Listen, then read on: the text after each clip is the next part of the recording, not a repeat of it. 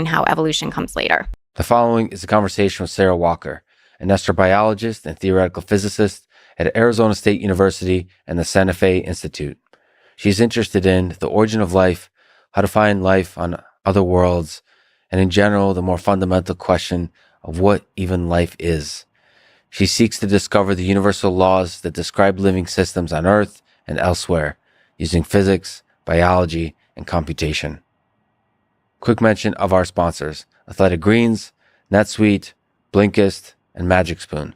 Check them out in the description to support this podcast. As a side note, let me say that my hope for this podcast is to try and alternate between technical and non-technical discussions, to jump from the big picture down to specific detailed research and back to the big picture, and to do so with scientists and non-scientists.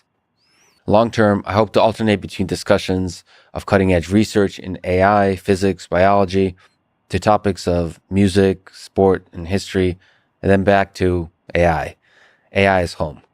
I hope you come along with me for that wild, oscillating journey. Some people message me saying to slow down since they're falling behind on the episodes of this podcast. To their disappointment, I have to say that I'll probably do more episodes, not less. But you really don't need to listen to every episode. Just listen to the ones that spark your curiosity. Think about it like a party full of strangers. You don't have to talk to everyone. Just walk over to the ones who look interesting and get to know them. And if you're lucky, that one conversation with a stranger might change the direction of your life. And it's a short life, so be picky with the strangers you talk to at this metaphorical party. This is the Lex Friedman Podcast, and here is my conversation with Sarah Walker. How did life originate on Earth? What are the various hypotheses for how life originated on Earth? Yeah, so I guess you're asking a historical question, which is always a good place to start thinking about life. So there's a lot of ideas about how life started on Earth. Probably the most popular is what's called the RNA world scenario. So this idea is probably the one that you'll see most reported in the news, and is based on the idea that there are molecules in our bodies that relay genetic information. We know those as DNA, obviously, but there's also sort of an intermediary called RNA, ribonucleic acid, that also plays the role of proteins. And people came up with this idea in the 80s that maybe that was the first genetic material because it could play both roles of being genetic and performing catalysis. And then somehow that idea got reduced to this idea that there was a molecule that emerged on early Earth and underwent Darwinian evolution, and that was the start of life. So there's a lot of assumptions packed in there that we could unpack, but that's sort of the leading hypothesis. There's also other ideas about life starting as metabolism, and so that's more connected to the geochemistry of early Earth, and it would be kind of more focused on this idea that you get some kind of catalytic cycle of molecules that can reproduce themselves and form some kind of metabolism, and then life starts basically as self-organization, and then you have to explain how evolution comes later. Right. So that's the difference between sort of energy and genetic code. So like energy and information, are those the two kind of there? Yeah, I think that's a good way of putting it. It's kind of funny because I think most of the people that think about these things are really disciplinary biased. So the people that tend to think about genetics come from a biology background and they're really evolution focused. And so they're worried about where does the information come from and how does it change over time? But they're talking about information in a really narrow way where they're talking about a genetic sequence. And then most of the people that think about metabolism, origins of life scenarios tend to be people like physicists or geochemists that are worried about what are the energy sources and what kinds of organization can you get out of those energy sources. Okay, so which one is your favorite? I don't like either. Okay. All right, can we talk about them for a little bit longer though? Yeah, no, that's fine. So there's early Earth. What was that like? Was there just mostly covered by oceans? Was there heat sources, energy sources? So if we talk about the metabolism view of the origin of life, like where was the source of energy? Probably the most popular view for where the original life happened on Earth is hydrothermal vents because they had sufficient energy. And so we don't really know a lot about early Earth. We have, some ideas about when oceans first formed and things like that. But the time of the origin of life is kind of not well understood or pinned down, and the conditions on Earth at that time are not well known. But a lot of people do think that there was probably hydrothermal vents, which are really hot, chemically active regions, say on the seafloor in modern times, which also would have been present on early Earth, and they would have provided energy and organics, and basically all of the right conditions for the origins of life, which is one of the reasons that we look for these hydrothermal systems when we're talking about life elsewhere too. Okay, and for the genetic code, the idea is that the RNA is the first, like why would RNA be the first moment you can say it's life? I guess the idea is it could both have persistent information and then it can also do some of the work of like creating a self-sustaining organism. Yeah, that's the basic idea. So the idea is you have in an RNA molecule, you have a sequence of characters, say, so you can treat it like a string in a computer, and it can be copied. So information can be propagated, which is important for evolution, because evolution happens by having inheritance of information. So for example, like my eyes are brown because my mother's eyes were brown. So you need that copying of information. But then you also have the ability to perform catalysis, which means that that RNA molecule is not inert in that environment, but it actually interacts with something and could potentially mediate, say, a metabolism that could then fuel the actual reproduction of that molecule. So in some ways, people think that RNA gives you, the most bang for your buck in a single molecule. And therefore, it gives you all the features that you might think are life. And so this is sort of where this RNA world conjecture came from, is because of those two properties. Isn't it amazing that RNA came to be in general? Isn't it? Yes, that is amazing. Okay, so we're not talking down about RNA. No, I love RNA. It's one of my favorite molecules. I think it's beautiful. It's just not step one. Yeah, I think the issue, it's not even the RNA world is a problem. And actually, if you really dig into it, the RNA world is not one hypothesis. It is a set of hypotheses, and they range from a molecule of RNA spontaneously emerged on the early Earth and started evolving, which is kind of like the hardest RNA world scenario, which is the one I cited. And I get a little animated about because it seems so blatantly wrong to me, but that's a separate story. And then the other one is actually something I agree with, which is that you can say there was an RNA world because RNA was the first genetic material for life on Earth. Right. So an RNA world could just be the earliest organisms that had genetics in a modern sense, didn't have DNA evolved yet, they had RNA. Right. And so that's sort of a softer RNA world scenario in the sense that it doesn't mean it was the first thing that happened, but it was a thing that definitely was part of the lineage of events that led to us. So if Life was like a best of album, it'd be one of the songs on there. Yes. One of the early songs. Okay. It's on the greatest hits. Greatest hits. That's the word I was looking for. Okay. Did Life, do you think, originate once, twice, 3 times on Earth, multiple times? What do you think? I think that's a really difficult question. Is it an important question? Sorry, it's a super important question. No, it's a really important question. And so there's a lot of questions in that question.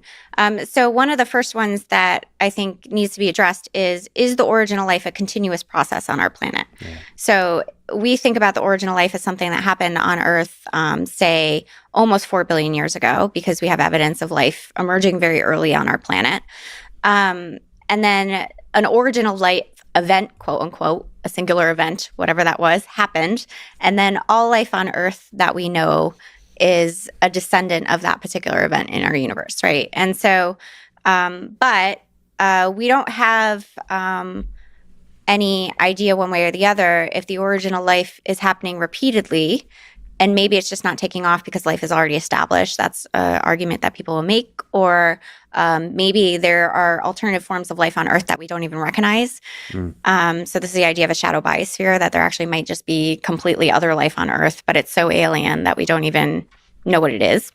I'm going to have to talk to you about the shadow biosphere that's a fun one. In a second. But first, let me ask for the other alternative, which is panspermia. Right. So that's the idea, the hypothesis that life exists elsewhere in the universe and got to us through like an asteroid or a Yes. planetoid or some, according to Wikipedia, space dust, whatever the heck that is. It sounds fun, but basically rode along Yeah. whatever kind of rock and got to us. Do you think that's at all a possibility? Sure. So I think the reason that most original life scientists are interested in the origin of life on Earth and say not the origin of life, um, on Mars, and then panspermia, the exchange of life between planets being the explanation, is once you start removing the original life from Earth, you know even less about it than you do if you study it on Earth. Although I think there are ways of reformulating the problem. This is why I said earlier, like, oh, you mean the historical original life problem. You don't mean the problem of how does life arise in the universe and what the universal principles are, because there's this historic problem. How did it happen on early Earth? And there's a more tractable general problem of how does it happen? And how does it happen is something we can actually ask in the lab. How did it happen on early Earth is a much more detailed and nuanced question, and requires detailed knowledge of what was happening on early Earth that we don't have. And I'm personally more interested in general mechanisms. So to me, it doesn't matter if it happened on Earth or it happened on Mars. It just matters that it happened. We have evidence it happened. The question is, did it happen more than once in our universe? And so the reason I don't find panspermia as a particularly I think it's a fascinating hypothesis. I definitely think it's possible, and I in particular think it's possible once you get to the stage of life where you have technology, because then you obviously can spread out into the cosmos. But it's also possible for microbes, because we know that certain microorganisms can survive the journey in space, and they can live in a rock and go between Mars and Earth. Like, people have done experiments to try to prove that could work.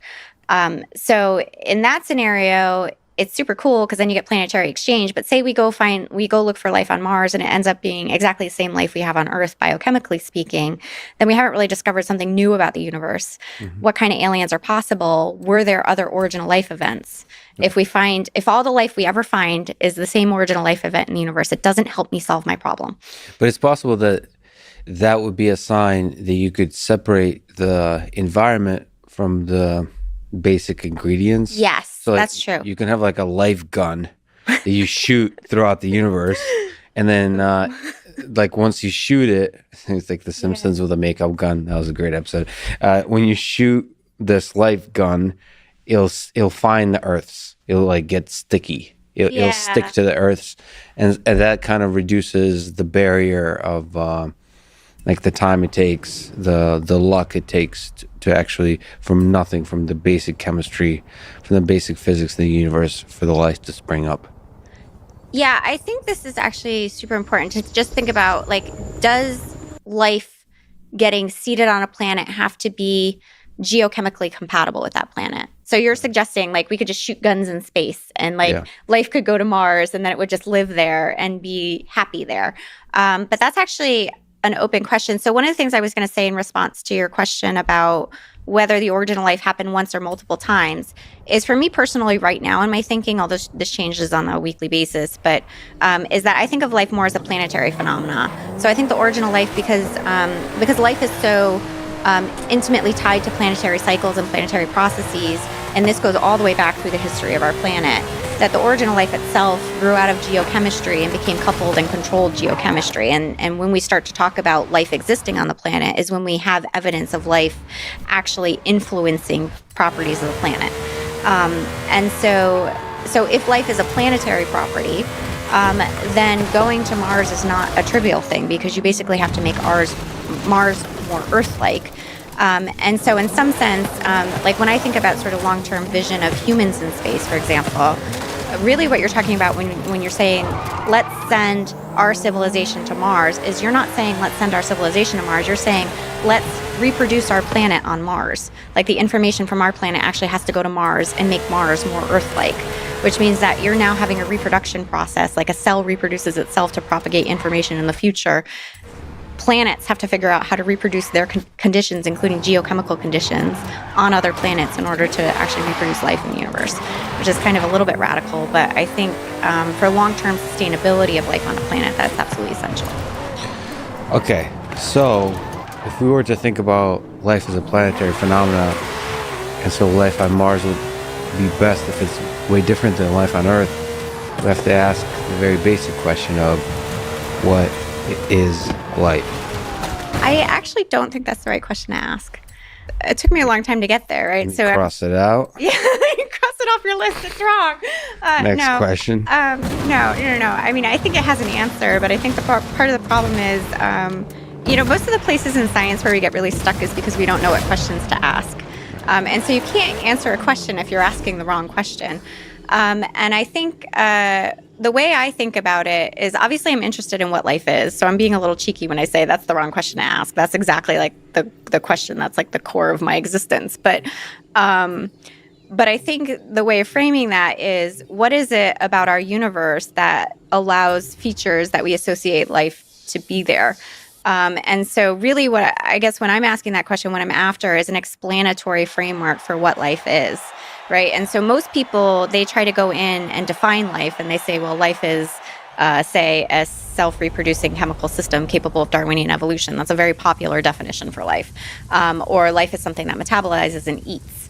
That is not how I think about life. What I think about life is there are principles and laws that govern our universe that we don't understand yet, that have something to do with how information interacts with the physical world. I don't know exactly what I mean even when I say that, because we don't know these rules. But it's a little bit like, I like to use analogies. You give me time to be like a little long-winded for a second, even in essay. But sort of like, if you look at the history of physics, for example, this is like, so we are in the period of the development of thought on our planet where we don't understand what we are yet, right? There was a period of thought in the history of our planet where we didn't understand what gravity was. And we didn't understand, for example, that planets in the heavens, were actually planets, or that they operated by the same laws that we did. And so there has been this sort of progression of getting a deeper understanding of explaining basic phenomena like, I'm not going to drop the cup, I'll drop the water bottle. Okay, that fell, right? But why did that fall? This is why I'm a theorist, not an experimentalist. That could have gone wrong in so many ways. I know it could have, especially if I did the cup and it smashed. Anyway. So if you take this view that there's sort of some missing principles, I associate them to information. And what the sort of feeling there is, there's some missing explanatory framework for how our universe works. And if we understood that physics, it would explain what we are. It might also explain a lot of other features we don't associate to life. And so it's a little like people accept the fact that gravity is a universal phenomena. But when we want to study gravity, we study things like large-scale, galactic structures or black holes or planets. If we want to understand information and how it operates in the physical world, we study intelligent systems or living systems because they are the manifestation of that physics. And the fact that we can't see that clearly yet, or we don't have that explanatory framework, I think is just because we haven't been thinking about the problem deeply enough. But I feel like if you're explaining something, you're deriving it from some more fundamental property. And of course, I have to say I'm wearing my physicist hat, so I have a huge bias of liking simple, elegant explanations of the universe that, really are compelling. But I think one of the things that I've sort of maybe in some ways rejected my training as a physicist is that most of the elegant explanations that we have so far don't include us in the universe. And I can't help but think there's something really special about what we are, and there have to be some deep principles at play there. And so that's sort of my perspective on it. Now, when you ask me what life is, I have some ideas of what I think it is, but I think that we haven't gotten there yet because we haven't been able to see that structure. And and just to go back to the gravity example, it's a little like, in ancient times, they didn't know, I was talking about stars and heavens and things. They didn't know those were, governed by the same principles as that darned experiment. Here's where I was going with it. Once you realize, like Newton did, that, heavenly motions and earthly motions are governed by the same principles, and you unify terrestrial and celestial motion, you get these more powerful ideas. And I think where life is somehow unifying these abstract ideas of computation and information with the physical world, with matter, and realizing that there's some explanatory framework that's not physics and it's not computation, but it's something that's deeper. So answering the question of what is life requires deeply understanding something about the universe as information processing, the universe as computation. Sort of. Something about, like, would, once you come up with an answer to what is life, will the words information and computation be in the paragraph? No, I don't think so. Oh, damn it. Okay. I know. It doesn't help, does it? I know. I hate this about what I do because it's so hard to communicate, right? With words.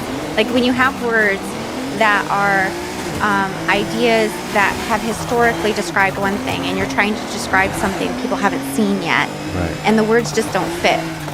So what's wrong? Is it too ambiguous, the word information? We could switch to binary if you want. Yeah, no, I don't think it's binary either.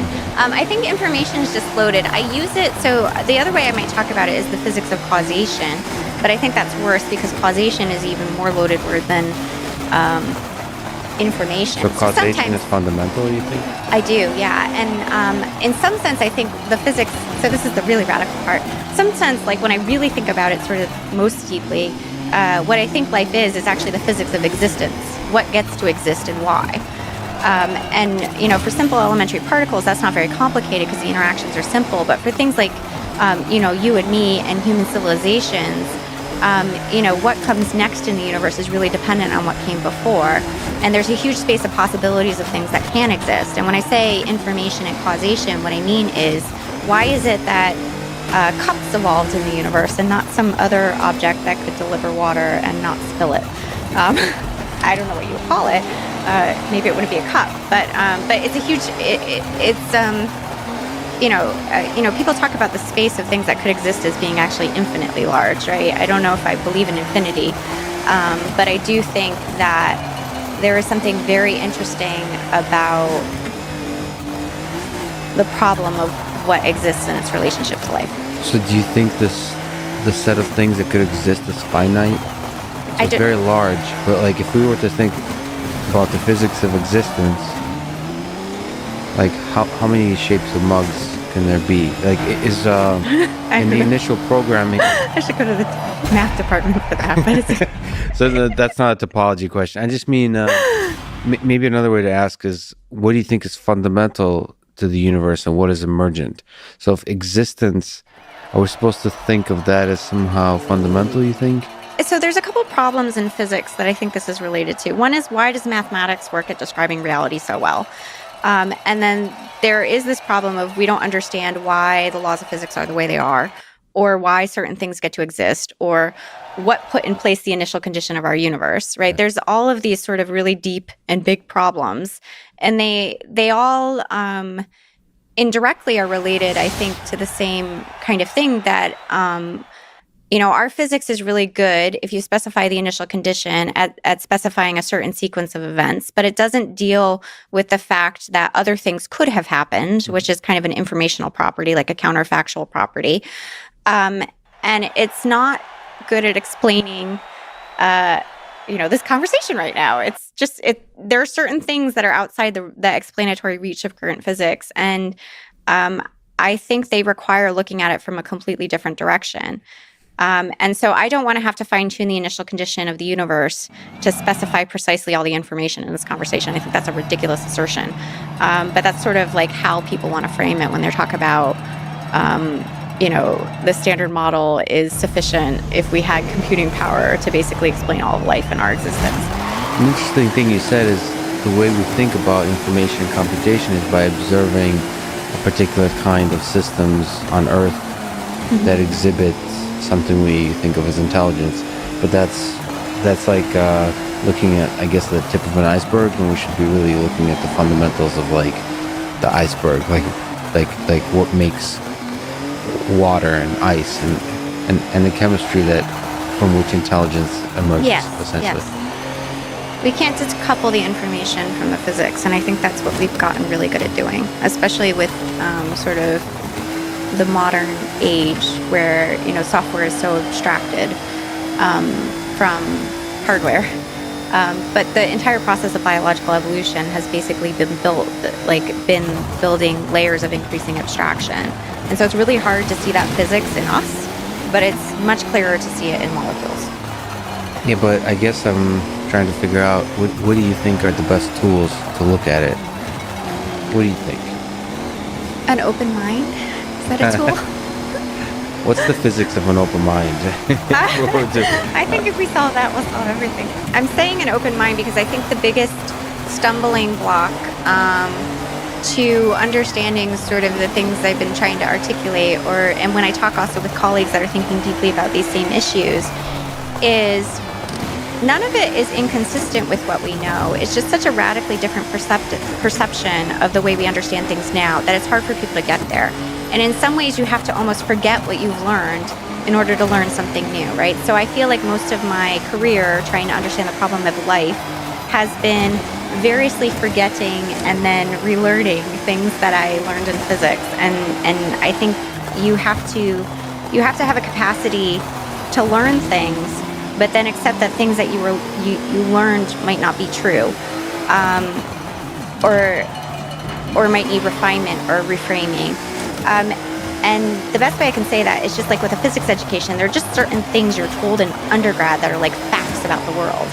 And your physics professors never tell you that those facts actually emerge from a human mind, right? So we're taught to think about, say, the laws of physics, for example, as this like autonomous thing that exists outside of our universe and tells our universe how it works. Yeah.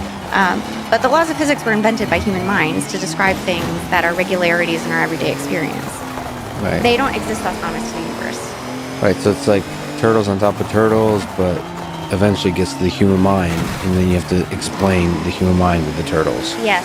So you have to, Yeah. it comes from humans, Right. this understanding, this simplification of the universe, these Yeah. models. Yeah.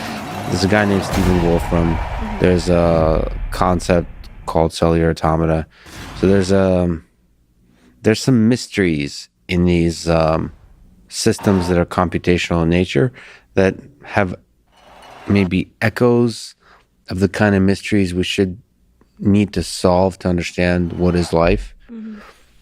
So if we could take a computational view of things, do you think there's something compelling to reducing everything down to computation, like the universe is computation, and then trying to understand life? So throw away the biology, throw away the chemistry, throw away even the physics that you learn in undergrad and graduate school, and more look at these simple little systems, whether it's cellular automata or whatever the heck kind of computational systems that operate on simple local rules and then create complexity as they evolve. Is it at all, do you think, productive to focus on those kinds of systems to get an inkling of what is life? And if it is, do you think it's possible to come up with some kind of laws and principles about what makes life in those computational systems? So I like cellular automata. I think they're good toy models. But mostly like where I've thought about them and used them is to actually, let's say, poke at sort of the current conceptual framework that we have and see where the flaws are. So I think like the part that you're talking about that people find intriguing is that if you have like a fairly simple rule and you specify some initial condition and you run that rule and that initial condition, you could get really complex patterns emerging. Yeah. And ooh, doesn't that look lifelike? Yeah. Yeah. Well, it's like really surprising, isn't it? Really It is really surprising, and they're beautiful. And I think they have a lot of nice features associated to them. I think the things that I find, so I do think as a proof of principle that you can get complex things emerging from simple rules. They're great. As a sort of proof of principle about some of the ways that we might think of computation as being sort of a fundamental principle for dynamical systems and maybe the evolution of the universe as a whole, they're a great model system. As an explanatory framework for life, I think they're a bit problematic for the same reason that the laws of physics are a bit problematic. And the clearest way I can articulate that is like cellular automata are actually cast in sort of a conceptual framework for how the universe should be described that goes all the way back to Newton, in fact, with this idea that we can have a fixed law of motion, which exists sort of, it's given to you. The great programmer in the sky gave you this equation or this rule, and then you just run with it. And the rule doesn't have, so a good feature of the rule is it doesn't have specified in the rule information about the patterns it generates. So you wouldn't want, for example, my cup or my water bottle or me sitting here to be specified in the laws of physics. That would be ridiculous because it wouldn't be a very simple explanation of all the things happening. It'd have to explain everything. So in cellular automata have that feature, and the laws of physics have that feature. But you also need to specify the initial condition. And it basically means that everything that happens is sort of a consequence of that initial condition. And I think this kind of framework is just not the right one for biology. And part of the way that it's easiest to see this is a lot of people talk about self-reference being important in life. The fact that, like the genome has information encoded in it, that information gets read out. It specifies something about the architecture of a cell. The architecture of the cell includes the genome. So the genome has basically self-referential information. Self-reference obviously comes up in computation a lot because it's kind of foundational to Turing's work and what Gödel did with the incompleteness theorems and things. So there's a lot of parallels there, and people have talked about that at depth.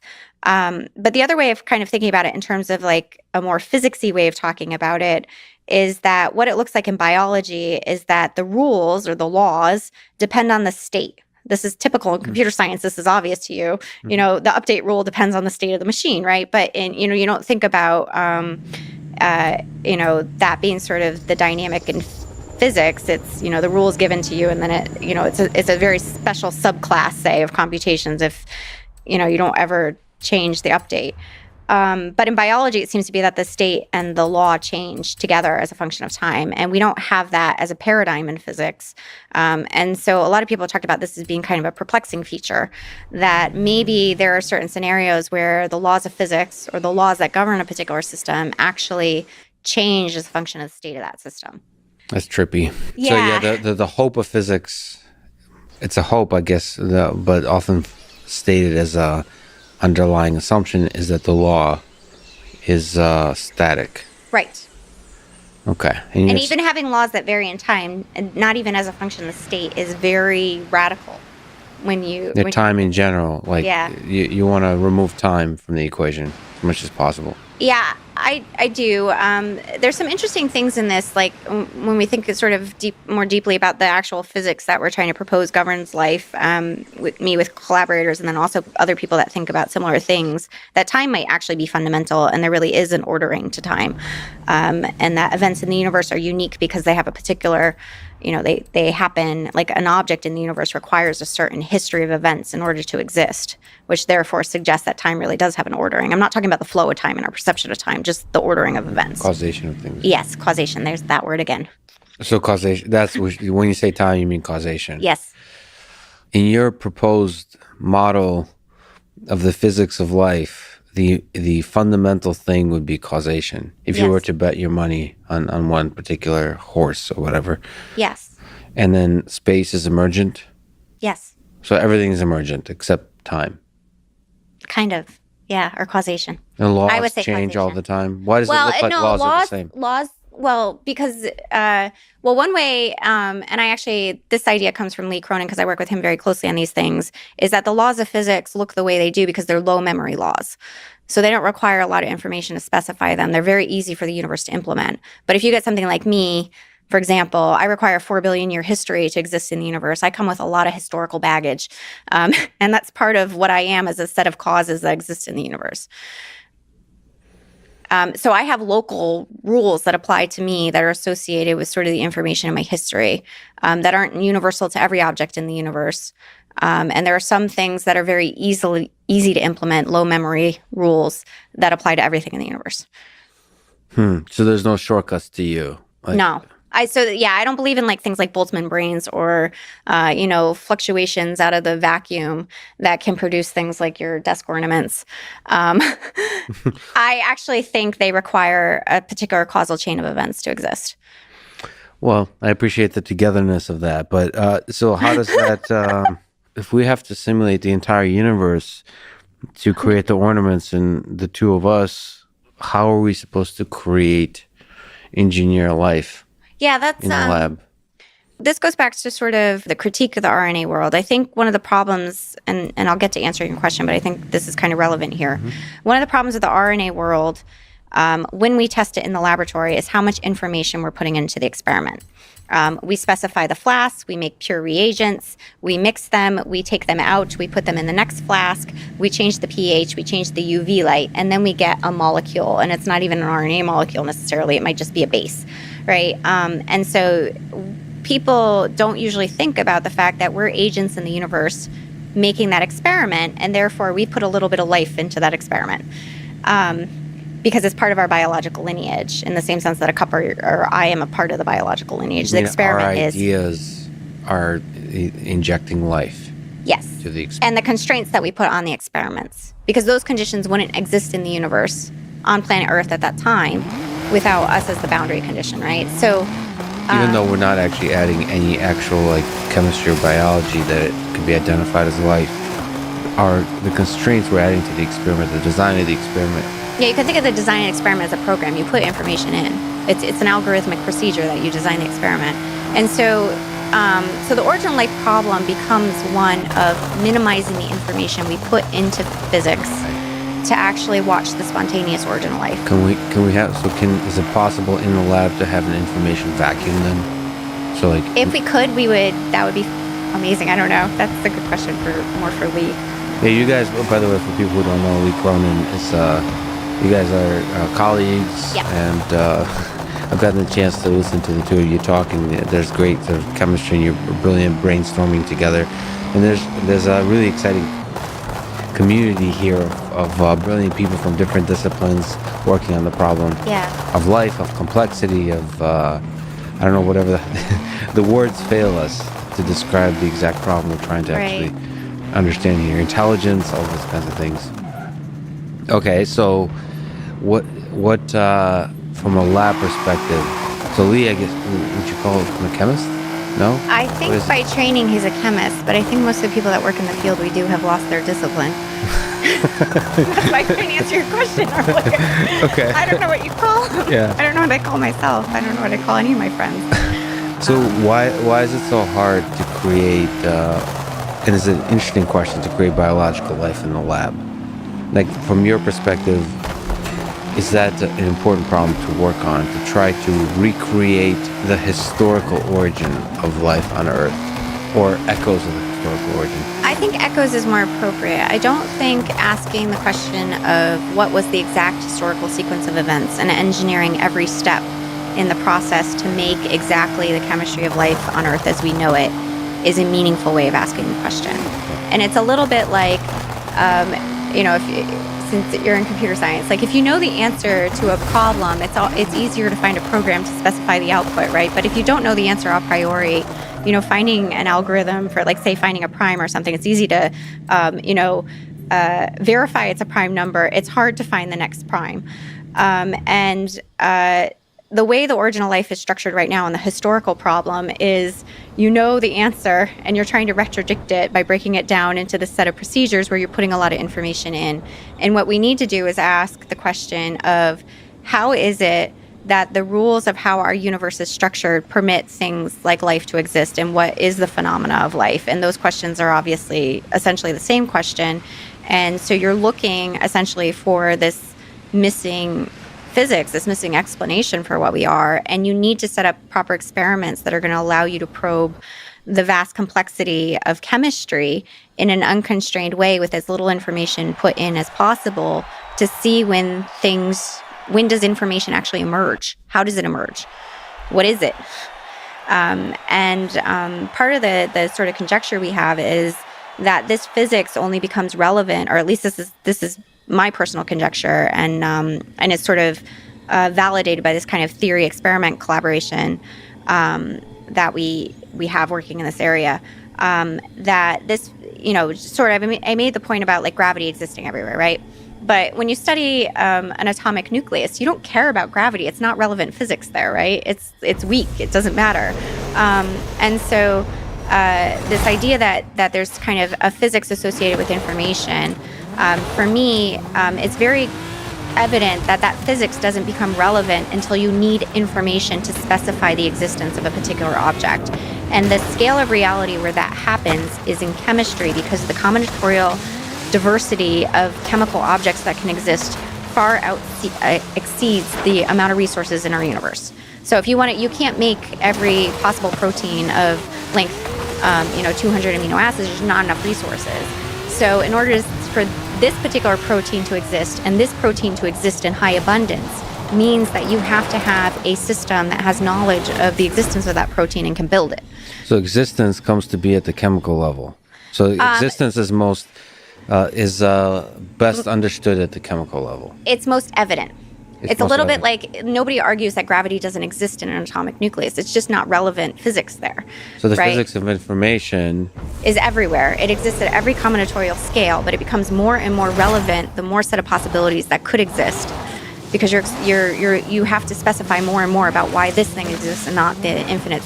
It's not an infinite set, but the set of undefined set of other things that could exist. So can I ask a weird question, which is, so let's look into the future. I try that every day. It never works. So say a Nobel Prize is given in physics, maybe chemistry, for discovering the origin of life. No, not the historical origin. Some kind of thing that we're talking about.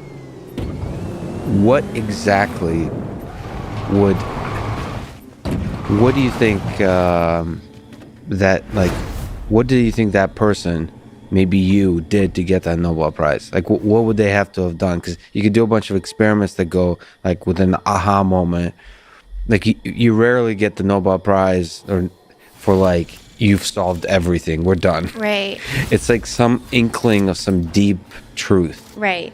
Like, what do you think that would actually look like? Would it be an experimental result? It will have to have some kind of experimental, maybe validation component. So what would that look like? This is an excellent question.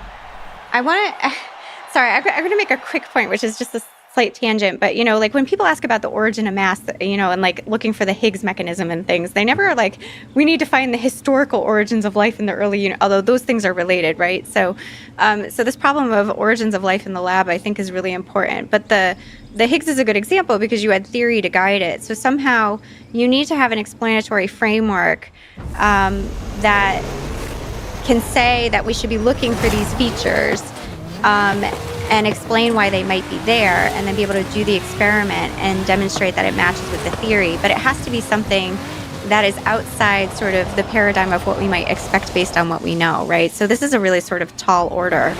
And I think,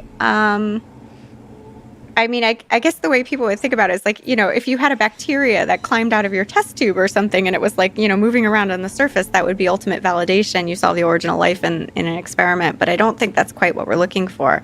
I think what we're looking for is evidence of when information that originated within the bounds of your experiment and you can demonstratively prove emerged spontaneously in your experiment, wasn't put in by you, actually started to govern the future dynamics of that system and specify it. And you could somehow relate those two features directly. So that the program specifying what's happening in that system is actually internal to that system. Like, say you have a chemical thing in a box.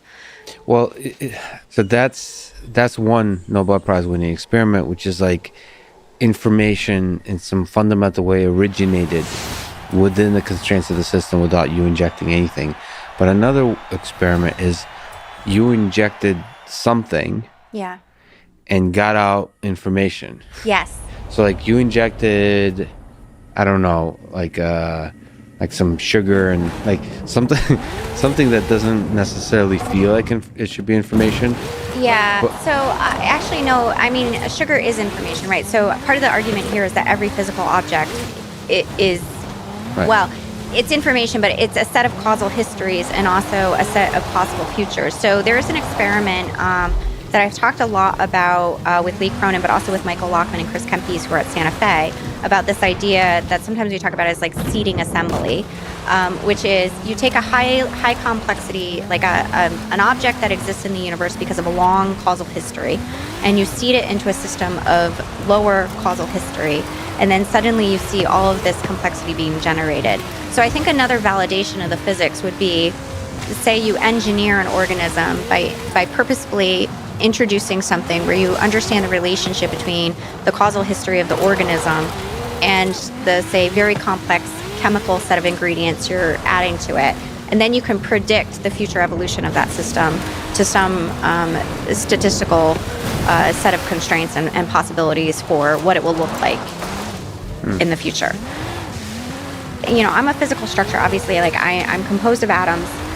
The configuration of them and the fact that they happen to be me is because I'm not actually my atoms. I am a informational pattern that keeps repatterning those atoms into Sarah. And I have also associated to me like a space of possible things that could exist that I can help mediate come into existence because of the information in my history.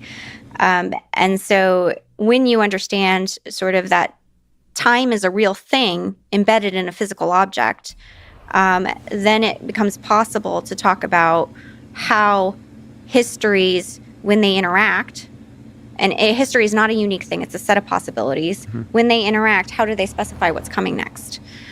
And then where does the novelty come from in that structure? Because some of it is kind of things that haven't existed in the past can exist in the future. Let me ask about this entity that you call Sarah. Yes. I talk to myself about myself in third person sometimes. I don't know why. So maybe this is a good time to bring up consciousness. Sure.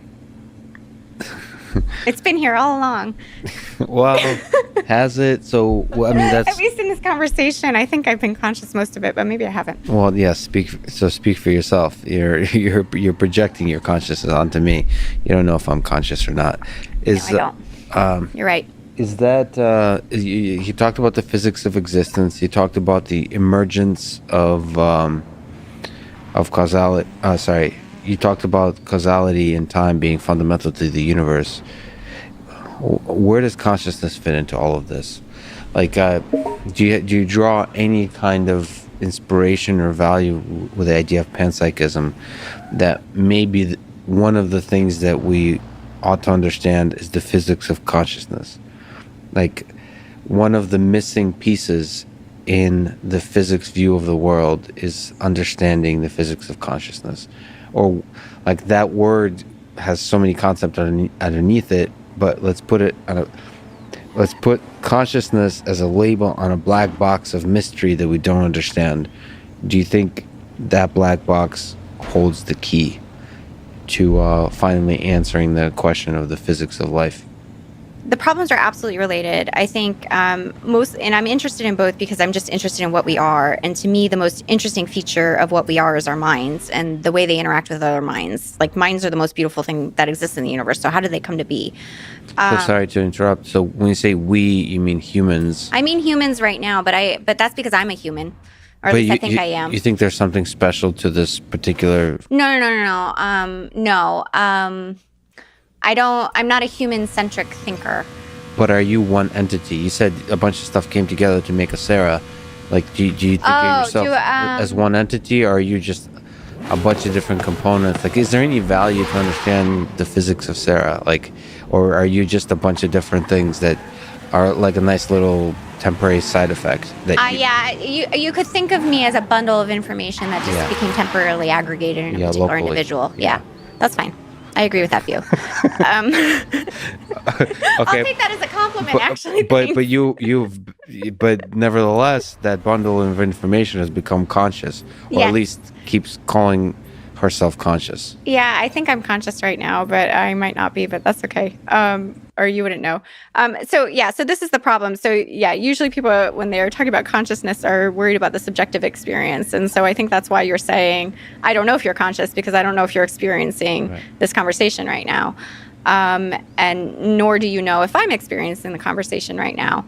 And so this is why this is called the hard problem of consciousness, because it seems impenetrable from the outside to know if something's having a conscious experience. And I really like the idea of also like the hard problem of matter, which is related to the hard problem of consciousness, which is you don't know the intrinsic properties of an electron not interacting, say, for example, with anything else in the universe. All of the properties of anything that exists in the universe are defined by its interaction, because you have to interact with it in order to be able to observe it. So we can only actually know the things that are observable from the outside.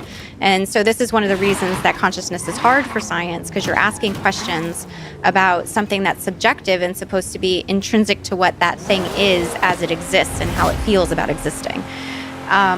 And so I have thought a lot about this problem and its relationship to the problem of life. And the only thing I can come up with to try to make that problem scientifically tractable, and also relate it to how I think about the physics of life, is to ask the question, are there things that can only happen in the universe because there are physical systems that have subjective experience?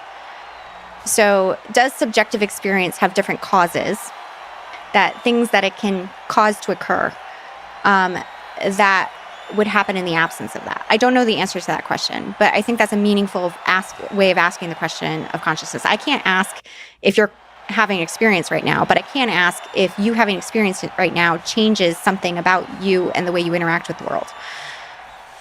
So does stuff happen? It's a good question to ask. Does stuff happen if consciousness is... Then it's a real physical thing, right? It has physical consequences. I'm a physicist, I'm biased, so I don't, I can't get rid of that bias. It's really deeply ingrained. I've tried, but it's hard. But I mean, you're saying information is physical too. So like virtual reality and simulation, all that program is physical too in the sense. Yes, everything's physical. It's just not physical the way it's represented in our minds. Right. So I love your Twitter. So you tweet these like deep thoughts. Deep thoughts. That's what a theorist does when she's trying to experiment.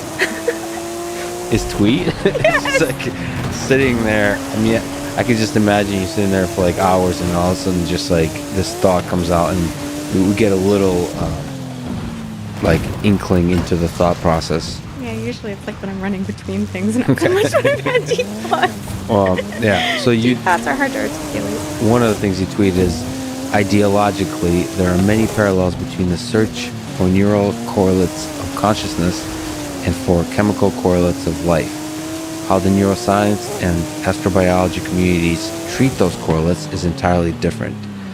Can you elaborate against this kind of the parallels? It has to do a little bit with the consciousness and the matter thing you're talking about. Yeah, it does. And I can't remember what state of mind I was when I was actually thinking about that, but I think part of it is... I bet you never thought you were going to have to analyze your own tweets. No, I didn't. It's an interesting historical juxtaposition of thinking. So the tweet is a historical...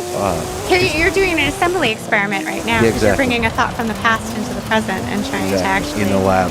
Yeah. This is experimental science right here. Okay, great. On the podcast live. So go. Let's see how the consciousness evolves on this one. Yeah, so... in neuroscience, it's kind of accepted that we can't get at the subjective aspect of consciousness. So people are very interested in what would be a correlate of consciousness. What's a correlate? A correlate is a feature that relates to conscious activity. So, for example, a verbal report is a correlate of consciousness because, I can tell you when I'm conscious. And then when I'm sleeping, for example, I can't tell you I'm conscious. So we have this assumption that you're not conscious when you're sleeping and you're conscious when you're awake. Yeah. And so that's sort of like a very obvious example, but neuroscientists, which I'm no neuroscientist and I'm not an expert in this field. So, but they have very sophisticated ways of measuring, activity in our brain and trying to relate that to verbal report and other proxies for whether someone is experiencing something. And that's what is meant by neural correlates. Mm-hmm. And then so when people are trying to think about studying consciousness or developing theories for consciousness, they often are trying to build an experimental bridge to these neural correlates, recognizing the fact that a neural correlate may or may not correspond to consciousness because that problem's hard and there's all these associated issues to it. So that's from a neuroscience perspective, it's like fake it till you make it. So you Pretty much, yeah. you fake whatever the correlates are, and hopefully that's going to summon the thing that is consciousness. Yeah, something like that. And so the same thing on the chemical correlates of life. Is it? That sounds like that's an awesome concept. Is that something that people? No, I just made that up. Okay. That was the original to that tweet. You can cite the tweet. Maybe I'll write it in a paper someday. Chemical correlates of life. That's a good title. I mean, first of all, your papers too that people should check out have great titles, or papers you're involved with. So your tweets and titles are stellar, and also your ideas. But the tweets and titles are much more important. Of course. So ideas will live longer. Yeah. They're much more diffuse though. Well, it's the Trojan. The tweet is the Trojan horse of the idea that sticks on for a long time. Okay, so is there anything to say about the chemical correlates of life? You're saying they're similar kind of ways of thinking about it, but you mentioned about the communities. Yeah, so I think in astrobiology, it's not. There's no concept of chemical correlates of life. We don't think about it that way. We think if we find molecules that are involved in biology, we found life. So I think I think one of my motivations there was just to separate the fact that life has abstract properties associated to it. They become imprinted in material substrates. And those substrates are correlates for that thing, but they are not necessarily the thing we're actually looking for. The thing that we're looking for is the physics that's organizing that system to begin with, not the particular molecules. In the same sense that you know, your consciousness is not your brain. It's instantiated in your brain. That, you know, it has to have a physical substrate, but it's not the matter is not the thing that you're looking at. It's some other, at least not in the way that we have come to look at matter. You know, with traditional physics and things, there's something else there, and it might be this feature of history I was talking about, or time being actually, you know, physically represented there. Do you think consciousness can be engineered? Yes. In the same way that life can be engineered? Wow, that was a fast answer. I didn't even think about that. That's interesting. You don't have a free will. That was no, I do have free will, but it's interesting because you know. Now you're backtracking. No, and that was predestined. Yeah, no. Sorry. No, I do believe in free will, but I also think that there's kind of an interesting, you know, like what you speaking about consciousness. What are you consciously aware of versus like what is your subconscious brain actually processing and doing? And sometimes there's conflict between your consciousness and your subconsciousness, or your consciousness is a little slower than your subconscious. And intuition is a really important feature of that. And so a lot of the ways I do my science is guided by intuition. So when I give fast answers like that, I think it's usually because I haven't really thought about them, and therefore that's probably telling me something. Let's continue the deep analysis of your tweets. you said that determinism in a tweet, determinism and randomness play important roles in understanding what life is. Yeah. So let me ask on this topic of free will, what is determinism? What is randomness? And why the heck do they have anything to do with understanding life? Yeah. And you threw free will in there. You're just throwing all the stuff in the bag. Are they not related? No, they are related. No, that's all right. I was being unfair. You didn't even capitalize the tweet, by the way. It was all lowercase. I must have been angry. Oh, that was angry. Can you analyze the emotion behind that? No, I actually frustration or yeah, hope? Maybe. So I already argued that I don't think that can happen without that whole causal history. And so I guess in some sense, the determinism for me arises because of the causal history. And I'm not really sure actually about whether the universe is random or deterministic. I just had this sort of intuition for a long time. I'm not sure if I agree with it anymore, but it's still kind of lingering, and I don't know what to do with this question. But it seems to me, you know, so you ask the question, what is life? But you could also, why life? Why does life exist? What does the universe need life for? Not that the universe has needs, but, you know, we have to anthropocentrize things sometimes to talk about them. And I had this feeling that if it was possible for a cup or a desk ornament or a phone on Mars to spontaneously fluctuate into existence, the universe didn't need life to create those objects. It wasn't necessary for their existence. It was just a random fluke event. And so somehow to me it seems that it can't be that those things form by random processes. They actually have to have a set of causes that accrue and form those things, and they have to have that history. And so it seems to me that life was somehow deeply related to the question of whether the underlying rules of our universe had randomness in them or they were fully deterministic. And in some ways, you can think about life as being the most deterministic part of physics because it's where the causes are precise in some sense.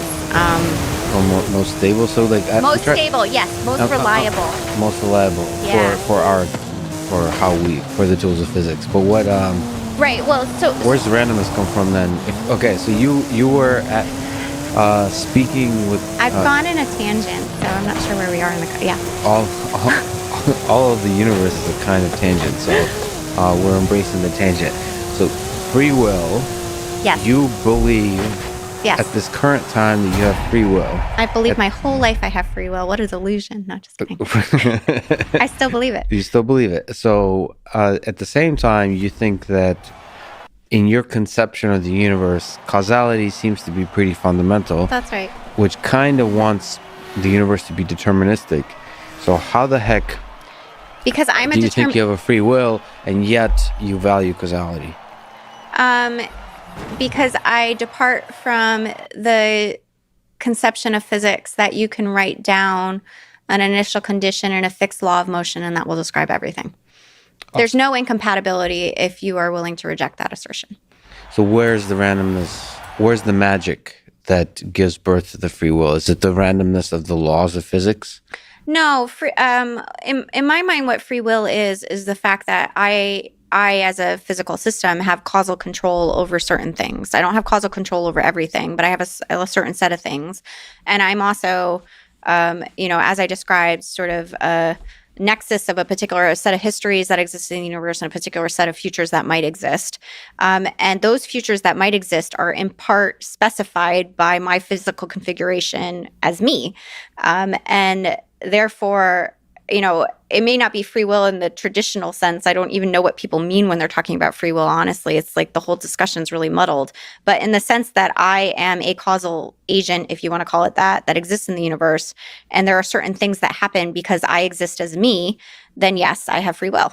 No, but do you, Sarah, have a choice about what's going to happen next? Oh, I see. Like if the universe, if I run this Yes, I think so.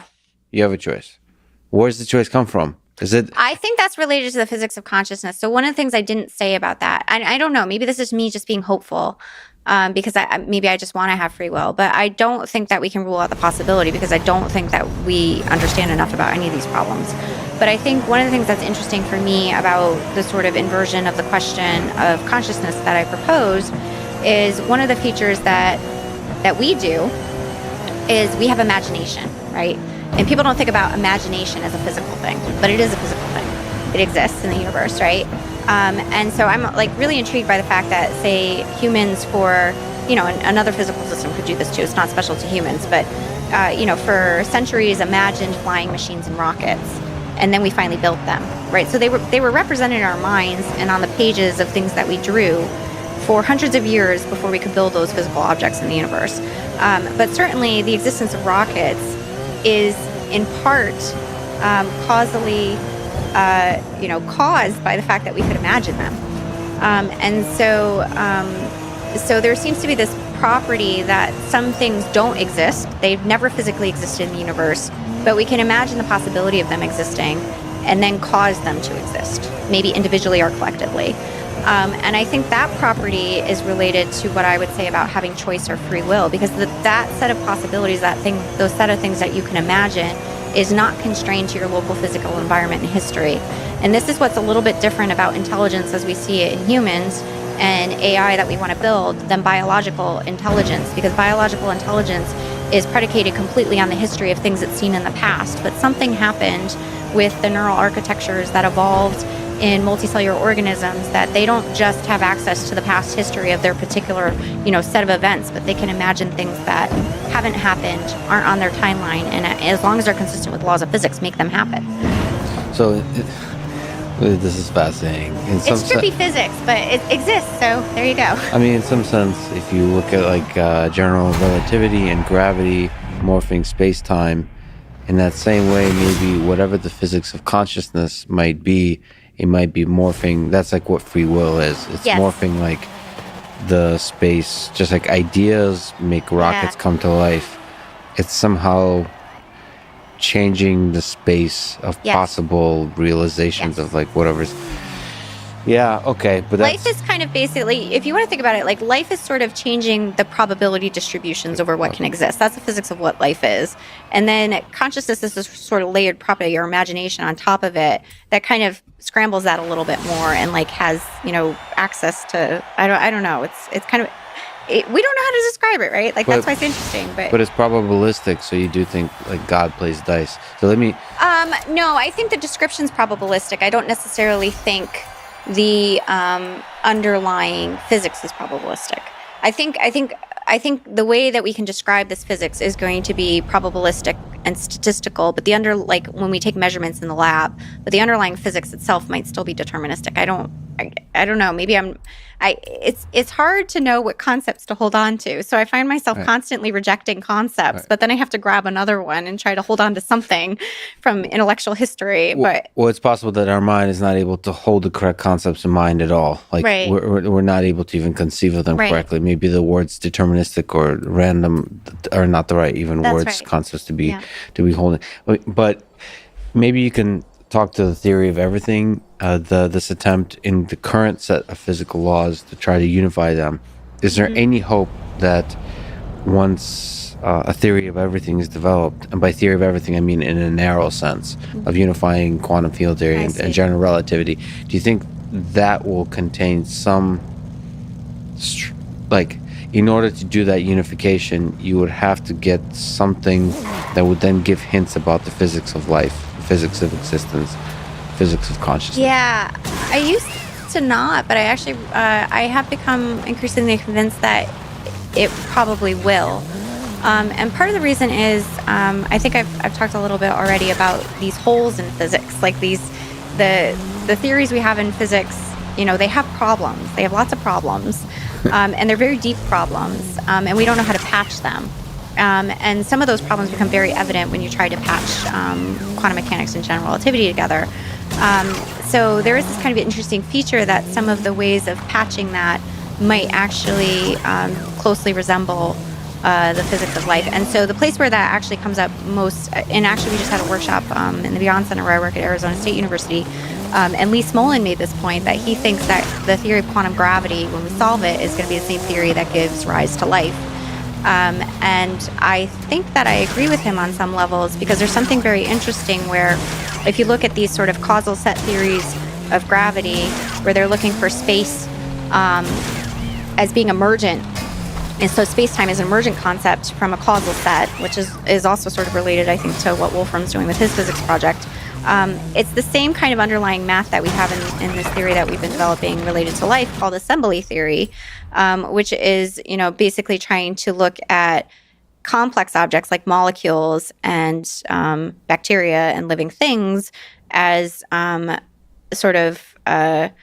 as basically being assembled from a set of component parts, and that they actually encode all the possible histories that they could have in that physical object. So mathematically, all these ideas, I think, are related. I think a lot of people are thinking about this from different perspectives. And then constructor theory that David Deutsch and Chiara Merletto have been developing is a totally different angle on it, but I think getting at some similar ideas. So it's a really interesting time right now, I think, for the frontiers of physics and how it's relating to maybe deeper principles about what life is. So short answer, yes. Long-winded answer, rewind. Can we talk about aliens? Anytime. I think one interesting way to sneak up on the question of what is life is to ask, what should we look for in alien life? If we were to look out into our galaxy and into the universe and come up with a framework of how to detect alien life, what should we be looking for? Is there like set of rules? It's both the tools and the tools that serve as sensors for certain kind of properties of life. So what should we look for in alien life? Yeah. So we have a paper actually coming out on Monday, which is collaboration. It's actually really Lee Cronin's lab, but my group worked with him on it, and we're working on the theory, which is this idea that we should look for life as high assembly objects. What we mean by that is, which is actually observationally measurable, and this is one of the reasons that I started working with Lee on these ideas, is because being a theorist, it's easy to work in a vacuum. It's very hard to connect abstract ideas about the nature of life to anything that's experimentally tractable. But what his lab has been able to do is develop this method where they look at a molecule and they break it apart into all its component parts. And so you say you have some elementary building blocks, and you can build up all the ways of putting those together to make the original object. And then you look for the shortest path in that space. And you say that's sort of the assembly number associated to that object. And if that number's higher, it assumes that a longer causal history is necessary to produce that object, or more information is necessary to specify the creation of that object in the universe. Now, that kind of idea at a superficial level has existed for a long time. That kind of idea as a physical observable of molecules is completely novel. And what his lab's been able to show is that if you look at a bunch of samples of non-biological things and biological things, there's this kind of threshold of assembly where, as far as the experimental evidence is, and also your intuition would suggest, that non-biological systems don't produce things with high assembly number.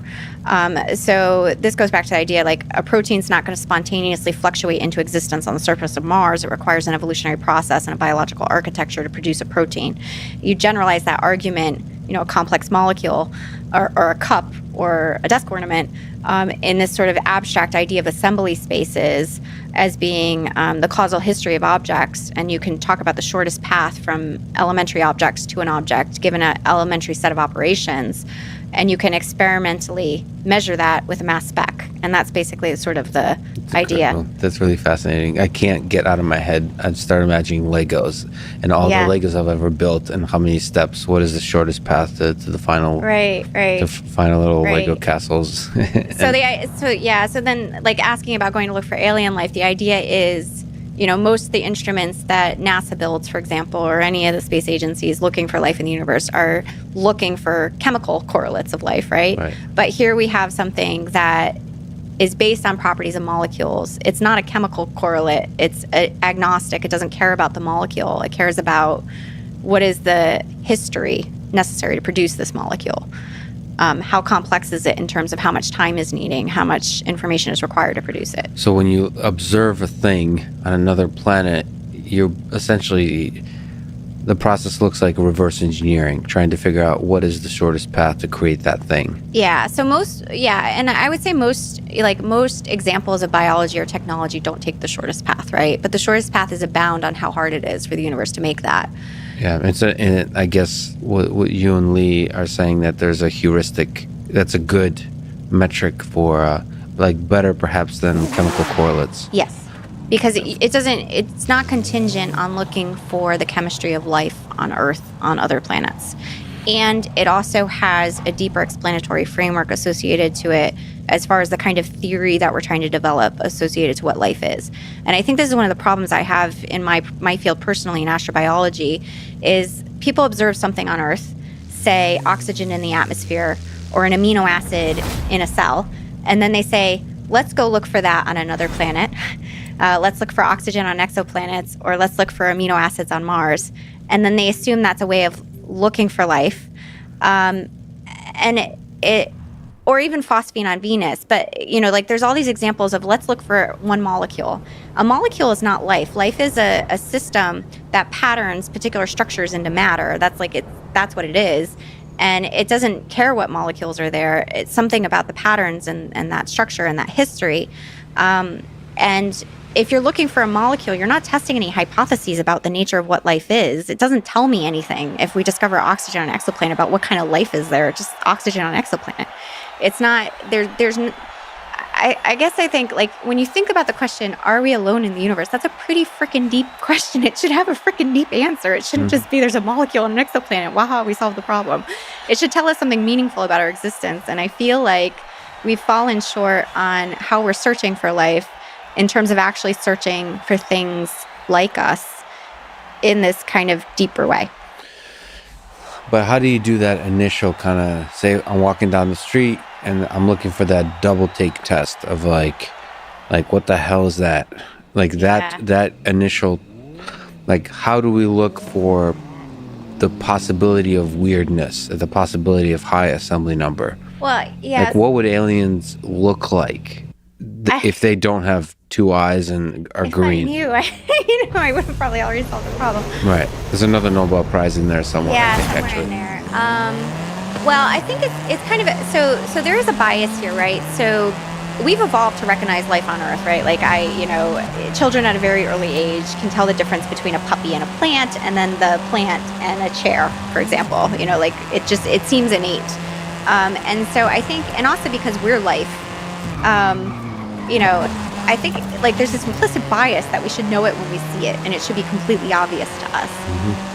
But there are a lot of features of our universe that are not completely obvious to us, like the fact that this table is made of atoms and that I'm sitting in a gravitational potential well right now.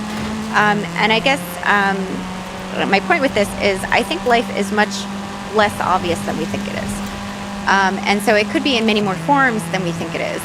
And I guess this goes back to the point about being open-minded, that we may not know what alien life looks like. It might not even be possible to interact with alien life, because maybe something about our informational lineage, it makes it impossible for information from an alien to be copied to us. Therefore, there's no so to speak, communication channel. And I don't mean verbal communication, just it's not in our observational space. There's fundamental questions about why we observe the universe in position rather than momentum, but we also observe it in terms of certain informational patterns and things. Like, that's what our brain constructs, and maybe aliens just interact with a different part of reality than we do. That's wildly speculative, but I think it's possible. It's possible, and I think it's consistent with the physics. So I think the best ways we can ask questions are about life and chemistry, and asking questions about, if information is a real physical thing, what would its signatures be in matter? And how do we recognize those? And I think the ones that are most obvious are the ones I've already articulated. You have these objects that seem completely improbable for the universe to produce, because the universe doesn't have the design of that object in the laws. So therefore, an object had to evolve. We call it evolution, but it had to be produced by the universe that then had all of the possible tasks to make that object specified. I mean, there's an engineering question here of, are there sensors we can create that can give us can help us discover certain pockets of high assemblies? Aliens. There is a hope, setting dogs and chairs aside, there's a hope that visually we could detect, because our universe, at least the way we look at it now, this three-dimensional space-time, we can visually comprehend it. It's interesting to think, if we got to hang out, if there's an alien in this room, would we be able to detect it with our current sensors? Not the fancy kinds, but webcam. Say standing over there. Yeah, standing over there, or maybe in this carpet. See, there's all these kinds of patterns, right? Yeah. I don't know if I don't know if this carpet is an alien. Well, so I see what you're saying. So assembly theory is pretty general. We've been applying it to molecules because it makes sense to apply it to molecules, but it's supposed to explain life, the physics of life. So it should explain, the things in this room in addition to molecules. So I guess, and you can apply it to images and things. So I guess the idea, you could explore is just looking at everything on planet Earth in terms of its assembly structure, and then looking for things that aren't part of our biological lineage. If they have high assembly, they might be aliens on Earth. That is a very kind of rigorous computer vision question. Can we visually, is there a strong correlation between certain kind of high assembly objects when they get to the scale where they're visually observable, and some, when it's, say, projected onto a 2D plane, can we figure out something? Right. I'm glad you brought up the computer vision point, because for a while I had this kind of thought in my mind that we can't even see ourselves clearly. So one of the things, people are worried about artificial intelligence for a lot of reasons, but I think it's really fascinating because it's the first time in history that we're building a system that can help us understand ourselves.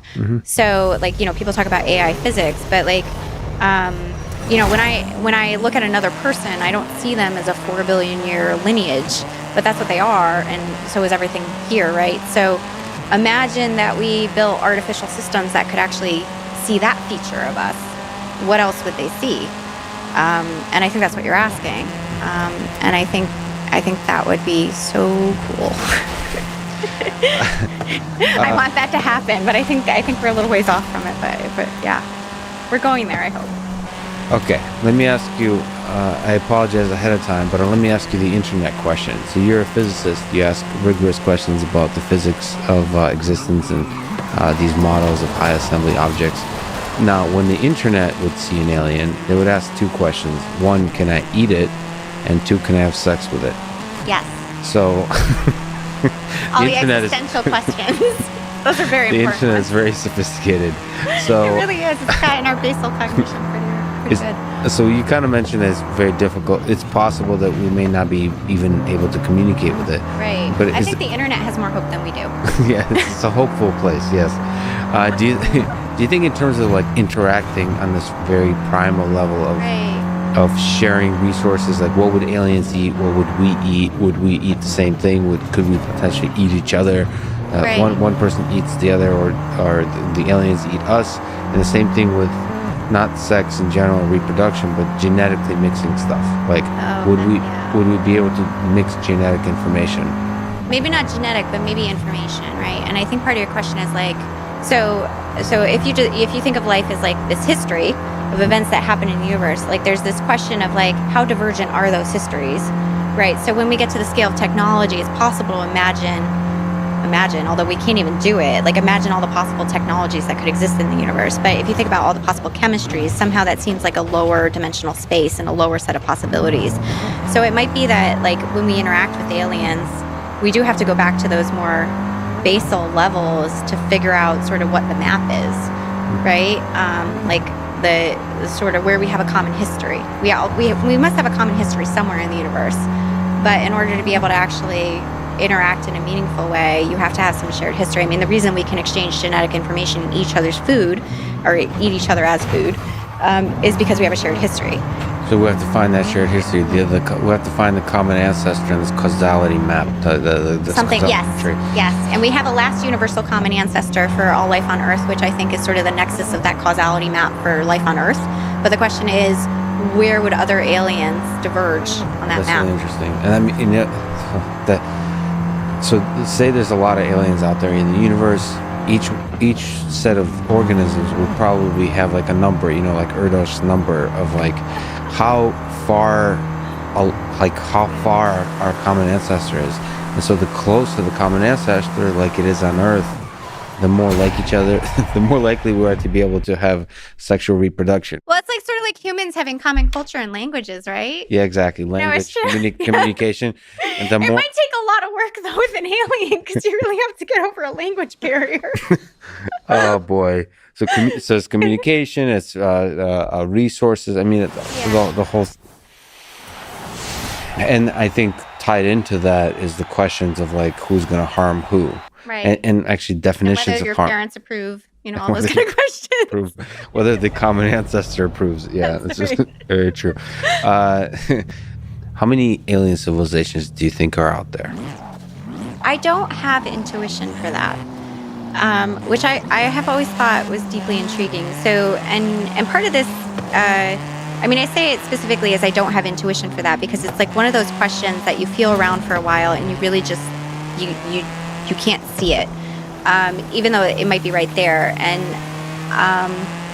in that sense, it's a little like the quantum to classical transition. You're like really talking about two different kinds of physics. And I think that's kind of part of the problem. Once we understand the physics, that question might become more meaningful.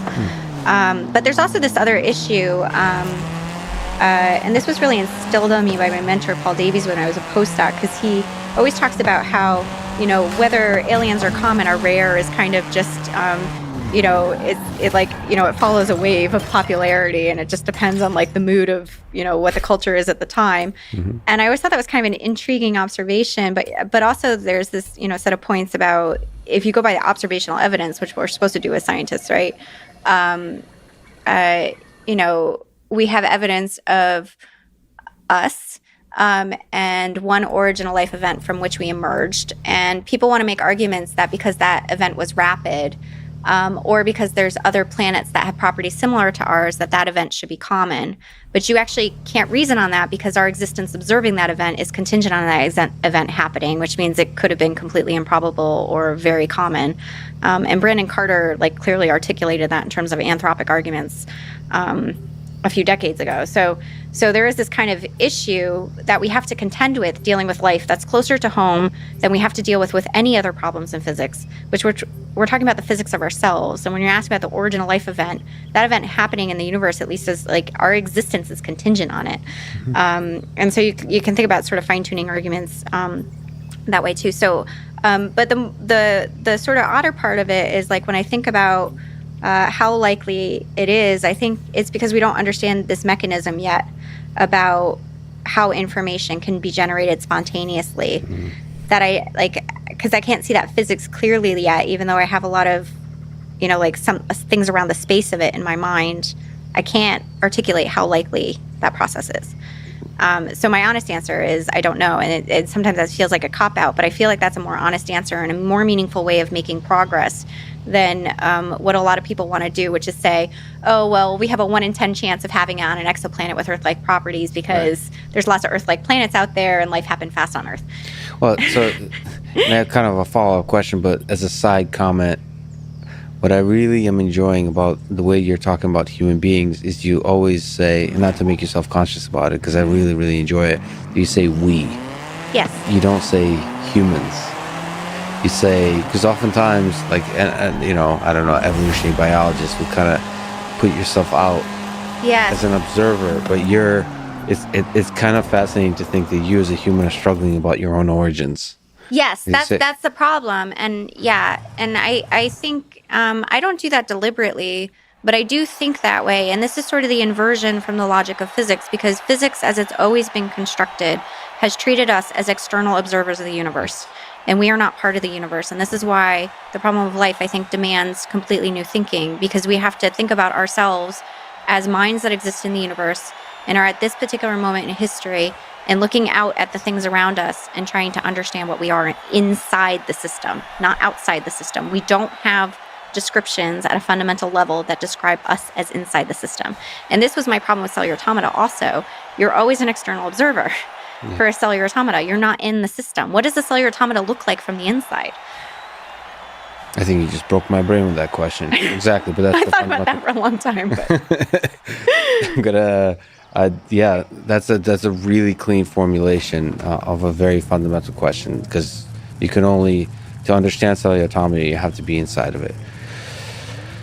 But as a human, sort of a poetic, romantic question, does it make you sad? Does it make you hopeful, whether we're alone or not?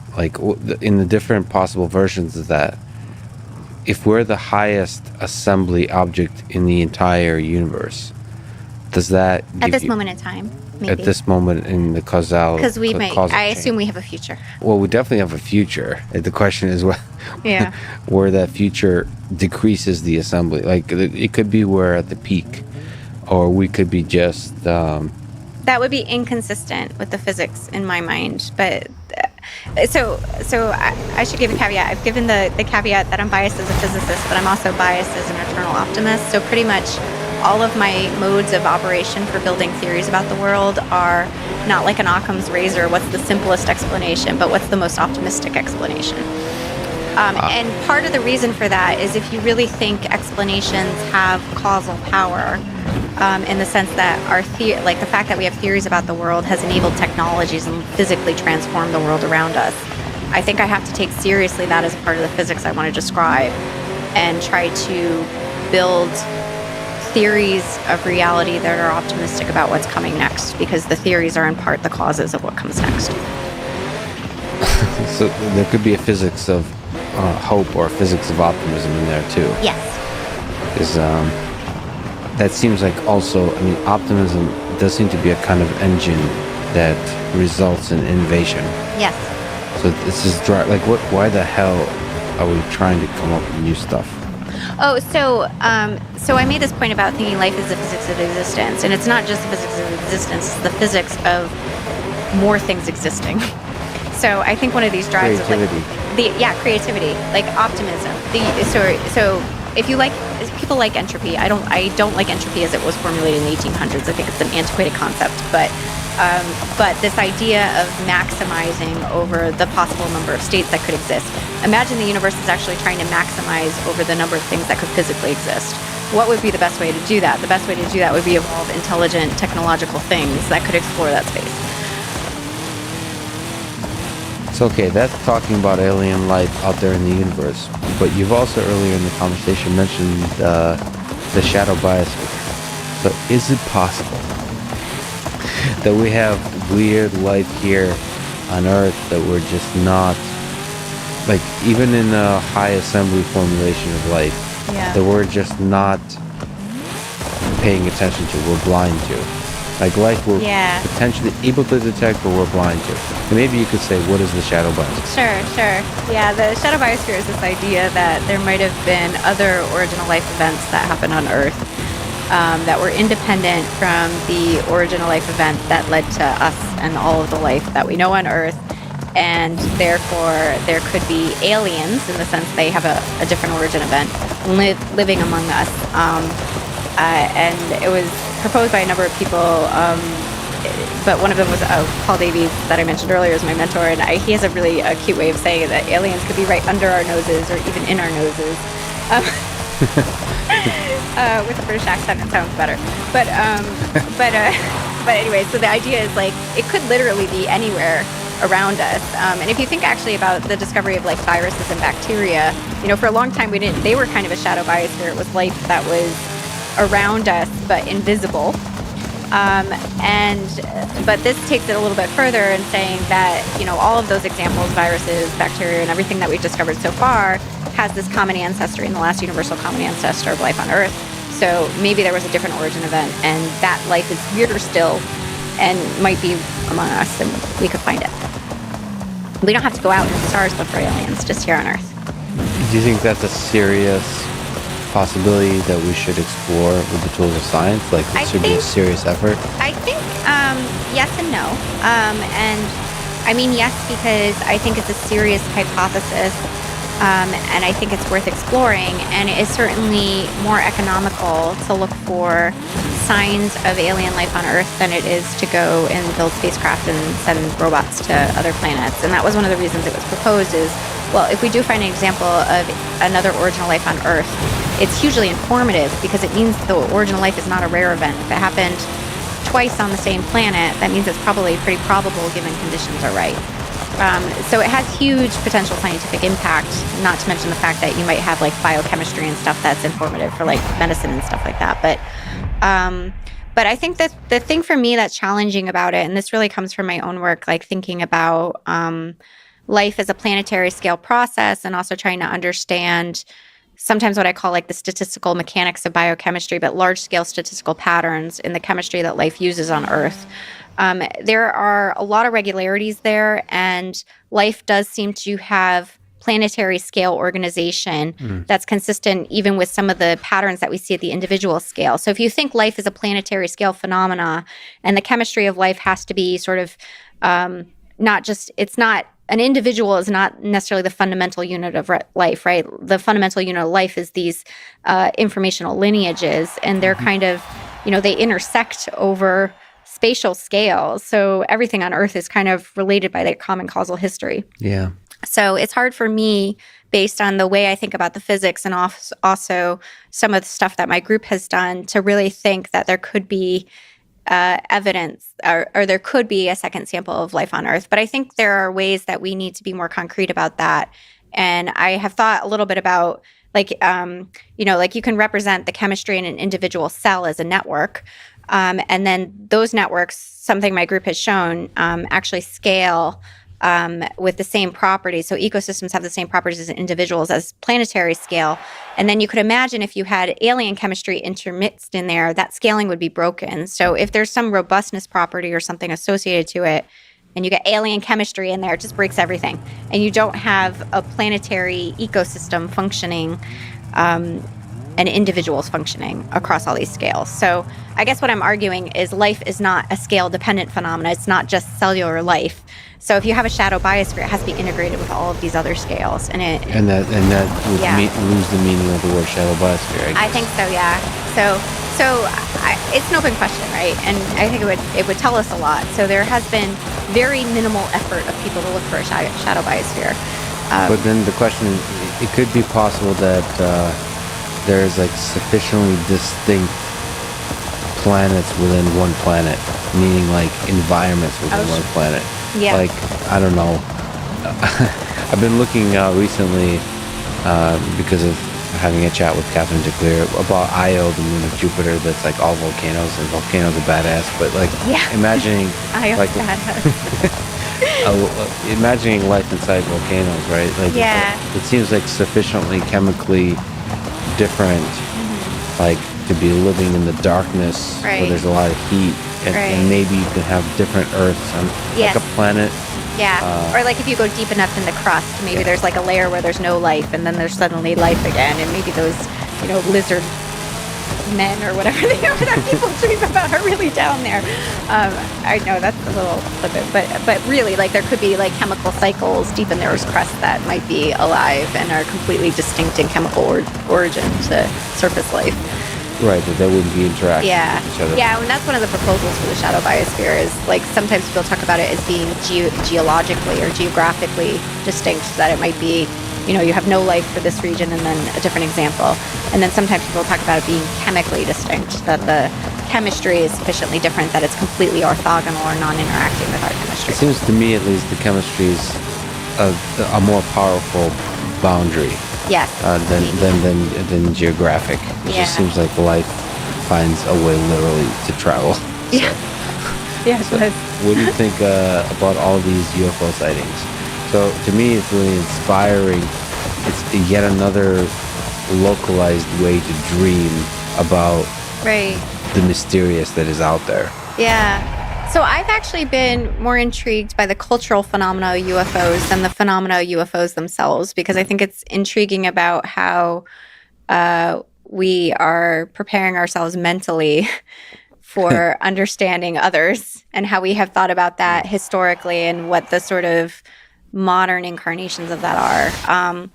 It's more like, I want an explanation for us. That's my motivation. And having some, streaks across the sky or something and saying that's aliens, it doesn't tell you anything. So unless you have a deeper explanation and you have, more lines of, where is this going to take us in the future, it's just not as interesting to me as the problem of understanding life itself and aliens as a more general phenomenon. I do think it's, just as you said, a good way to psychologically and sociologically prepare ourselves to sort of like, what would that look like? Right. And very importantly, which is what a lot of people talk about politically, sort of there's this idea so I came from the Soviet Union, of like the Cold War, and we have to hide secrets. Yeah. There's some way in us searching for life on other planets, or us searching for life in general, the way we've done government in the past. Yeah. We tend to think of all new things as potential military secrets, so we want to hide them.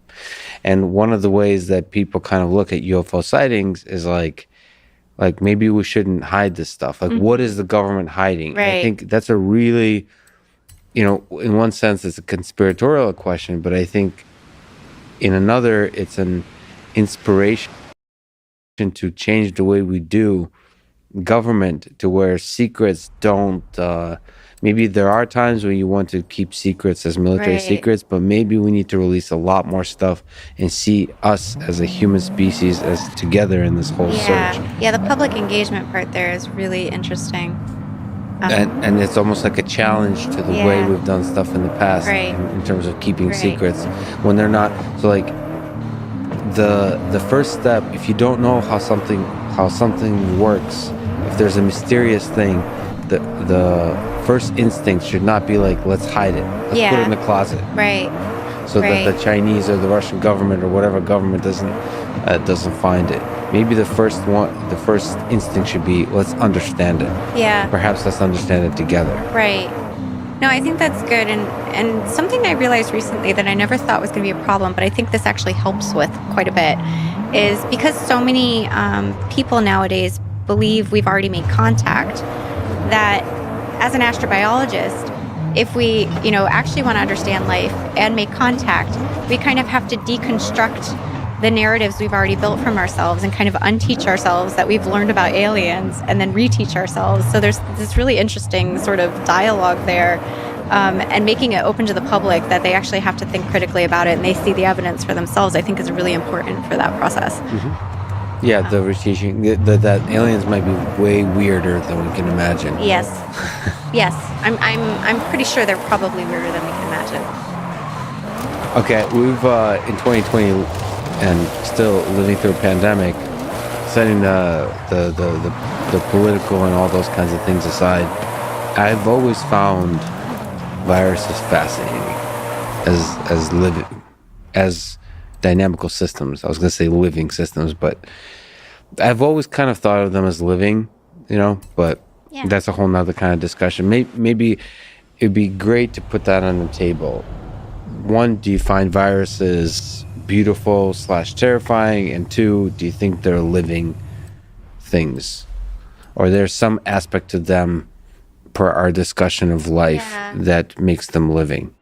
I mean, living in a pandemic, saying viruses are beautiful is probably a hard thing, but I do find them beautiful to a degree. I think even in the sense of mediating a global pandemic, there's something like deeply intriguing there, because these are tiny little things, right? Mm-hmm. And yet they can essentially like cause a seizure, or like handicap an entire civilization at a global scale. So just that intersection of between our perceived invincibility and our susceptibility to things, and also the interaction across scales of those things, is just a really amazing feature of our world. Most technology, whether it's viruses or AI, that can scale in an exponential way, like kind of run, like as opposed to like one thing makes another thing, it's one thing makes two things, and those two things make four things, and then, like that kind of process also seems to be fundamental to life. Yeah. And it's terrifying because in a very short time scale, it can, if it's good at being life, whatever that is, it can quickly overtake the other competing forms of life. Right. And that's scary both for AI and for viruses. And it seems like understanding these processes that are underlying viruses, and I don't mean like on the virology or biology side, but on some kind of more computational physics perspective, as we've been talking about, seems to be really important to figure out how humans can survive. Right. Along with this kind of life, and perhaps becoming a multiplanetary species is a part of that. Like, there's no, maybe like what we'll figure out from a physics perspective is like there's no way any living system can be stable for a prolonged period of time and survive unless it expands exponentially throughout. Like, we have to multiply. Otherwise, anything that doesn't multiply exponentially will die eventually. Maybe that's a fundamental law. Maybe. I don't know. I always get really bothered by these Darwinian narratives that are like, like the fittest replicator wins and things. And I just don't feel like that's exactly what's going on. I think like the copying of information is sort of ancillary to this other process of creativity. Right. So like the drive is creativity. But if you want to keep the creativity that's existed in the past, it has to be copied into the future. Right. So replication, like so that for me is, so I had this set of arguments with Michael Lockman and Lee Cronin about the like life being about persistence. They thought it was about persistence and like survival of the fittest kind of thing. And I'm like, no, it's about existence. It's like, because when you're talking about that, it's easy to say that in retrospect. You can post-select on the things that survived and then say why they survived. But you can't do that going forward. That's really profound.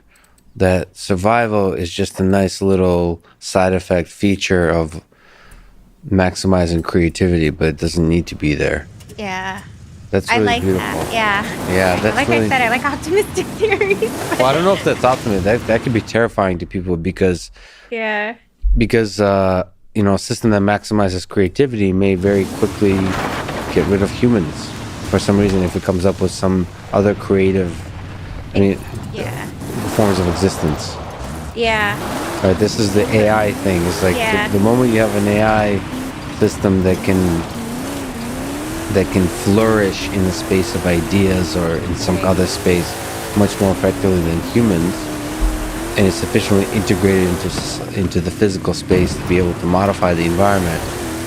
I think we'll just be like the core genetic architecture or something. We'll be like the DNA for AI, right? Yeah. It's like we haven't lost the past informational architectures on this planet. They're still there. Yeah, so the AI will use our brains in some part to accelerate the exchange of ideas. That's the Neuralink dream, is that, well, the humans will be still around. Because you're saying architecture.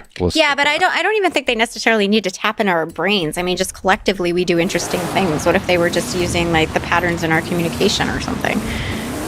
Oh, without controlling it, just observing? Well, I don't know. In what sense do you control the chemistry happening in your body?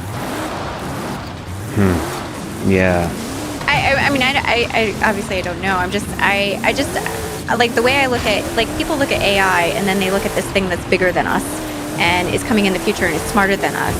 And I think, though, that looking at the past history of life on the planet and what information has been doing for the last 4 billion years is probably very informative to asking questions about what's coming next. And I don't... One is planetary scale transitions are really important for new phases. So the global internet and sort of global integration of our technology, I think, is an important thing. So that's, again, life as a planetary scale phenomena. But we're an integrated component of that phenomenon. I don't really see that the technology is going to replace us in that way. It's just going to keep scaffolding and building. And I also don't have an idea that we're going to build AI in a box. I think AI is going to emerge. AGI, to me, is a planetary scale phenomena that's going to emerge from our technology. Planetary scale phenomenon, but do you think an AGI is not distinct from humans? We're the whole package. The whole package, yeah, comes as a planetary scale phenomenon. And that goes back to the fact that, like, you were, asking questions about you as an individual. Like, what are you as an individual? You're like a packet of information that exists in the particular physical thing that is you. We're all just packets of information, and some of us are aggregates in certain ways, but it's all just kind of exchanging and propagating, right, and processing. Is your packet of information that you've continually referred to as Sarah afraid of the dissipation of the death of that packet? Are you afraid of death? Do you ponder death? Does death have meaning in this process of creativity? I think I have the natural biological urge that everyone has to fear death. I think the thing that I think is interesting is if I think about it rationally, I'm not necessarily afraid of death for me because I won't be aware of being dead. But I am afraid, like, for my kids, because it matters to them if I die. So again, like, I think death becomes more significant as a collective property, not as an individual one. Yeah, but isn't there something to fear about the fact that the way, like, the creative, the complexity of information that's been, like, created in you. Yeah. The fact that it kind of breaks apart and disappears. It doesn't, but I don't think it disappears. It's just not me anymore. Right. So that process of it being not you anymore, that doesn't scare you? Of course it does. The mystery of it. I mean, Yeah. But I guess I'm heartened by the fact that there will be some imprints of the fact that I existed still in the universe after I leave it. Yeah, but there'll be and also that has to do with my perception of time, right? So, I perceive time as flowing, but that might not be the case. I mean, this is, standard physicist comfort is, every moment exists, and is, there's no, and the flow of time is just our perception of, us changing. So you can travel back in time, and that's comforting? Like from a physicist concept? No. I'm not talking about traveling back in time. I'm just saying that the moments in the past still exist. Now, whether the moments in the future exist or not is a different question. That's not comforting to me in terms of death. The flow of time is not. That does not. I think there's no comfort in the face of death for what we are, because we like existing, and I think it's especially true if you love life and you love what life is. Do you think there's a certain sense in which the fear of death or the fear of non-existence, maybe fear is not the right word, is the actual very phenomena that gives birth to existence? Like Maybe. Death is fundamental. Like this, it just feels like freaking out. Oh shit, this ride ends. Is actually like that's the thing that gives birth to this whole thing. Yeah. That like it's constantly. Is matter constantly freaking out about the fact that it's going to be? No, I think things like to exist. I think they want to exist. Yeah, there's a desire, whatever, to exist. Yeah, and there's a drive to exist, and there's a drive for more things to exist. I guess, I like existing. I like it a lot. And I don't know it any other way. But I don't even know if I like existing. I think I really don't like not existing. Yes, yeah, that too. Maybe it's that. Some days I might like existing less than others, but yes, but like I think those are like surface feelings. There is seems like there's something fundamental about wanting to exist. No, I think that's right, but I think to your point that might go back to the more fundamental idea that, if life is the physics of existence and maximizing existence, individual organisms, of course, want to maximize their existence, and everything, wants to exist. But I guess for me, the small comfort is my existence matters to future existence. Speaking of future existence, is there advice you can give to future pockets of existences, aka young people, about life? You've worn many hats. You've taken on some of the biggest problems in the universe. Is there advice you can give to young people about life, about career, about existing? Maybe not about the last one. A lot of people ask me this question about like working on such hard problems, like how can you make a successful career out of that? But I think for me, it couldn't be otherwise. Like I have to be fulfilled, you have to work on things you care about, and that's always kind of driven me. And that's been discipline, department, and sort of superficial level problem independent, because I started at community college actually, and I was taking a physics class, and I learned about magnetic monopoles, and we didn't know if they existed in the universe, but we could predict them and we could go look for them. And I was so deeply intrigued by this idea that we had this mathematical formula to go look for things. And then I wanted to become a theoretical physicist because of that. But that actually wasn't my driving question. I realized my driving question is the nature of the correspondence between our minds and physical reality and what we are. And that question is very deep, so you can work across a lot of fields doing that. But I think without that driving question, I never would have been able to do all the things that I've done. It's really the passion that drives it. And usually when students ask me these kind of questions, I tell them, like, you have to find something you really care about working on, because if you don't really care about it, A, you're not going to be your best at it, and B, it's not going to be worth your time. Why would you spend your time working on something you're not interested in? So find the driving questions. Find the driving question. Find your passion. I mean, I think passion makes a huge difference in terms of creativity, talent, and potential, and also being able to tolerate all the hard things that come with any career or life. Yeah, I've had a bunch of moments in my life where I've just been captivated by some beautiful phenomena, and I guess being rigorous about it and asking what is the question underlying this phenomena, like robots bring a smile to my face, and that's cool. Forming a question of like, why the hell is this so fascinating? Yeah. Why is this specifically the human robot interaction question, that something beautiful is brought to life when humans and robots interact? Understanding that deeply. Yeah. I was like, okay, so this is going to be my life work then. I don't know what the hell it is, but that's what I want to do. Interesting. And doing that for whatever the hell gives you that kind of feeling, I guess, is the point. Yeah. Am I allowed to ask you a question? Sure. Okay. On that point, because I had this colleague that suggests the idea that like consciousness might be contagious, and so interacting with things, it's an interesting idea, right? So I'm wondering, like, sort of, the motivation there. Is it the motivation that you want more of the universe to appreciate things the way we do and appreciate those interactions, or is it really more the enjoyment of the human in those interactions? Like, is it? Do you know what I'm asking? Yeah. See, I think consciousness is created in the interaction between things. Yes, I agree. So the joy is in the creation of consciousness. And I see. I really like the idea that it doesn't just have to be two humans creating consciousness together. It could be humans and other entities. Yes. We talked offline about dogs and other pets and so on. There's a magic. I mean, I've been calling it love. It's this beauty of the human experience that's created. And it just feels like fascinating that you could do that with a robotic system. Right. And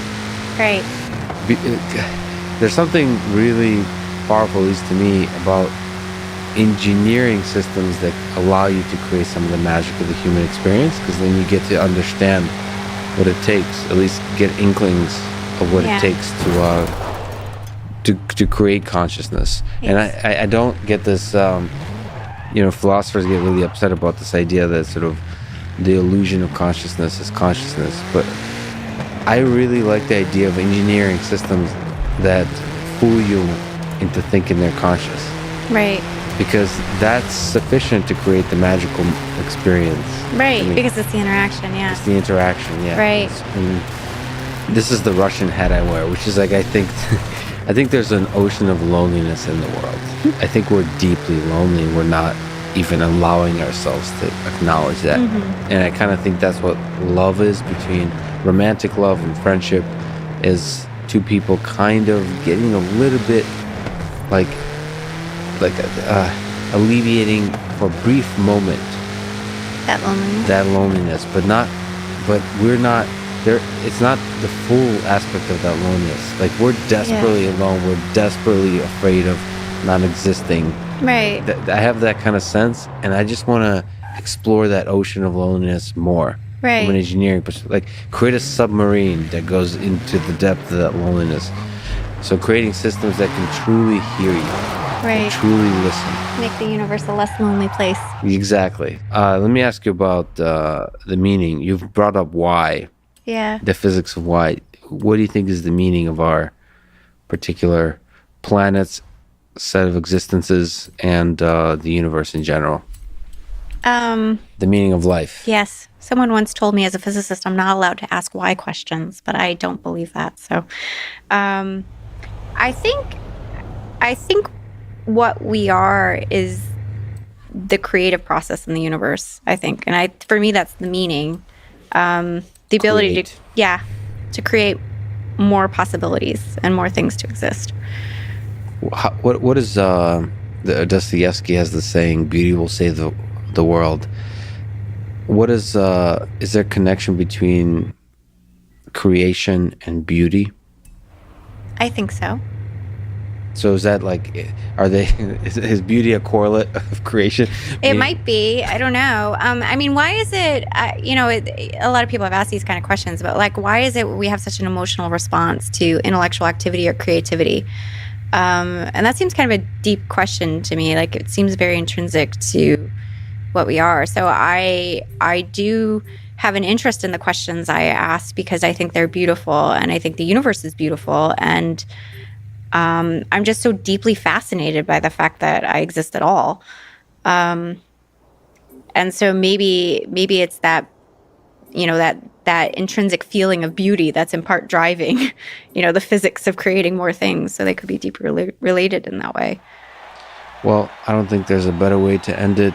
I think this conversation was beautiful. Thank you so much for wasting all your valuable time with me today.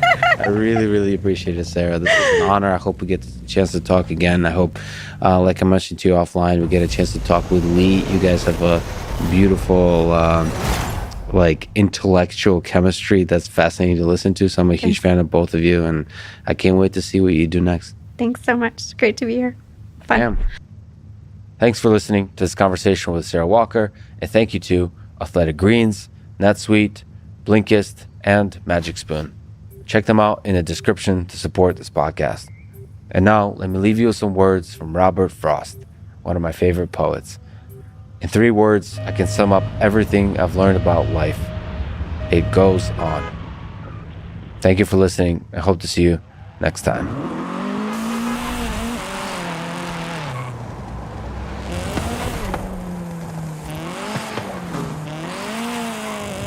The following is a conversation with Richard Dawkins, an evolutionary biologist and author of The Selfish Gene, The Blind Watchmaker, The God Delusion, The Magic of Reality, and The Greatest Show of Earth, and his latest, Outgrowing God. He is the originator and popularizer of a lot of fascinating ideas in evolutionary biology and science in general, including, funny enough, the introduction of the word meme in his 1976 book, The Selfish Gene, which, in the context of a gene-centered view of evolution, is an exceptionally powerful idea. He's outspoken, bold, and often fearless in the defense of science and reason, and in this way is one of the most influential thinkers of our time. This conversation was recorded before the outbreak of the pandemic. For everyone feeling the medical, psychological, and financial burden of this crisis, I'm sending love your way. Stay strong. We're in this together. We'll beat this thing. This is the Artificial Intelligence Podcast. If you enjoy it, subscribe on YouTube, review it with 5 stars on Apple Podcasts, support it on Patreon, or simply connect with me on Twitter at Lex Friedman, spelled Fridman. As usual, I'll do a few minutes of ads now, and never any ads in the middle that can break the flow of the conversation. I hope that works for you and doesn't hurt the listening experience. This show is presented by Cash App, the #1 finance app in the App Store. When you get it, use code LEXPODCAST. Cash is one stated together access to the periods. Do you think there's intelligent life out there in the universe? Well, if we accept that there's intelligent life here, and we accept that the number of planets in the universe is gigantic, 10 to 22 stars have been estimated, it seems to me highly likely that there is not only life in the universe elsewhere, but also intelligent life. If you deny that, then you're committed to the view that the things that happened on this planet are staggeringly improbable. I mean, ludicrously off the charts improbable. And I don't think it's that. Certainly the origin of life itself, there are really 2 steps: the origin of life, which is probably fairly improbable, and then the subsequent evolution to intelligent life, which is also fairly improbable. So the juxtaposition of those 2, you could say, is pretty improbable, but not 10 to the 22. It's an interesting question, maybe you're coming on to it, how we would recognize intelligence from outer space if we encountered it. The most likely way we would come across them would be by radio. It's highly unlikely they'd ever visit us. But it's not that unlikely that we would pick up radio signals. And then we would have to have some means of deciding that it was intelligent. When people involved in the SETI program discuss how they would do it. Things like prime numbers would be an obvious way for them to broadcast, to say, we are intelligent, we are here. I suspect it probably would be obvious. Well, it's interesting, prime numbers, so they're mathematical patterns. It's an open question whether mathematics is the same for us as it would be for aliens. I suppose we could assume that ultimately, if we're governed by the same laws of physics, then we should be governed by the same laws of mathematics. I think so. I suspect that they will have Pythagoras' theorem, etc. I mean, I don't think their mathematics will be that different. Do you think evolution would also be a force on the alien planets as well? I stuck my neck out and said that if ever we do discover life elsewhere, it will be Darwinian life, in the sense that it will work by some kind of natural selection, the non-random survival of randomly generated codes. It doesn't mean that the genetic, it would have to have some kind of genetics, but it doesn't have to be DNA genetics, probably wouldn't be actually. But I think it would have to be Darwinian, yes. There's some kind of selection process. Yes, in a general sense, it will be Darwinian. So let me ask kind of an artificial intelligence engineering question. So you've been an outspoken critic of, I guess, what could be called intelligent design, which is an attempt to describe the creation of a human mind and body by some religious folks. Religious folks use to describe. So broadly speaking, evolution is, as far as I know, again, you can correct me, is the only scientific theory we have for the development of intelligent life. Like there's no alternative theory as far as I understand. None has ever been suggested, and I suspect it never will be.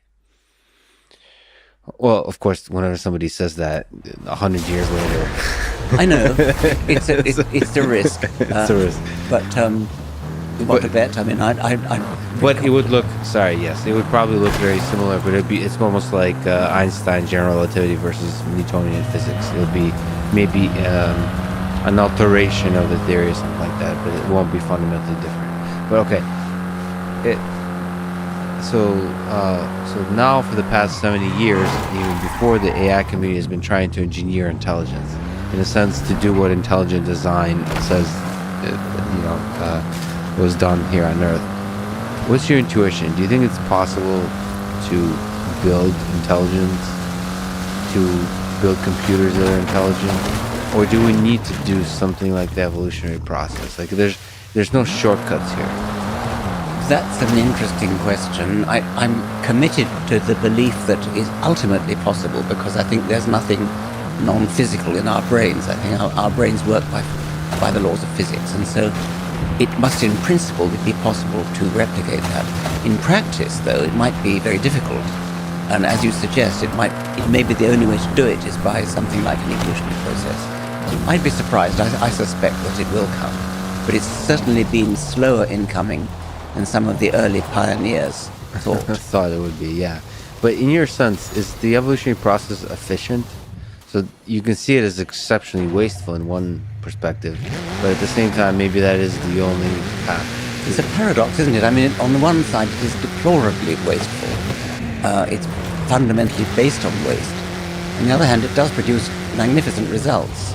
I mean, the design of a soaring bird, an albatross, a vulture, an eagle, is superb. An engineer would be proud to have done it. On the other hand, an engineer would not be proud to have done some of the other things that evolution has served up. Some of the sort of botched jobs that you can easily understand because of their historical origins, but they don't look well designed. Do you have examples of bad design? My favorite example is the recurrent laryngeal nerve. I've used this many times. This is a nerve. It's one of the cranial nerves. It goes from the brain, and the end organ that it supplies is the voice box, the larynx. But it doesn't go straight to the larynx. It goes down into the chest, and then loops round an artery in the chest, and then comes straight back up again to the larynx. And I've assisted in the dissection of a giraffe's neck, which happened to have died in a zoo. And we saw the recurrent laryngeal nerve whizzing straight past the larynx, within an inch of the larynx, down into the chest, and then back up again, which is a detour of many feet. Very, very inefficient.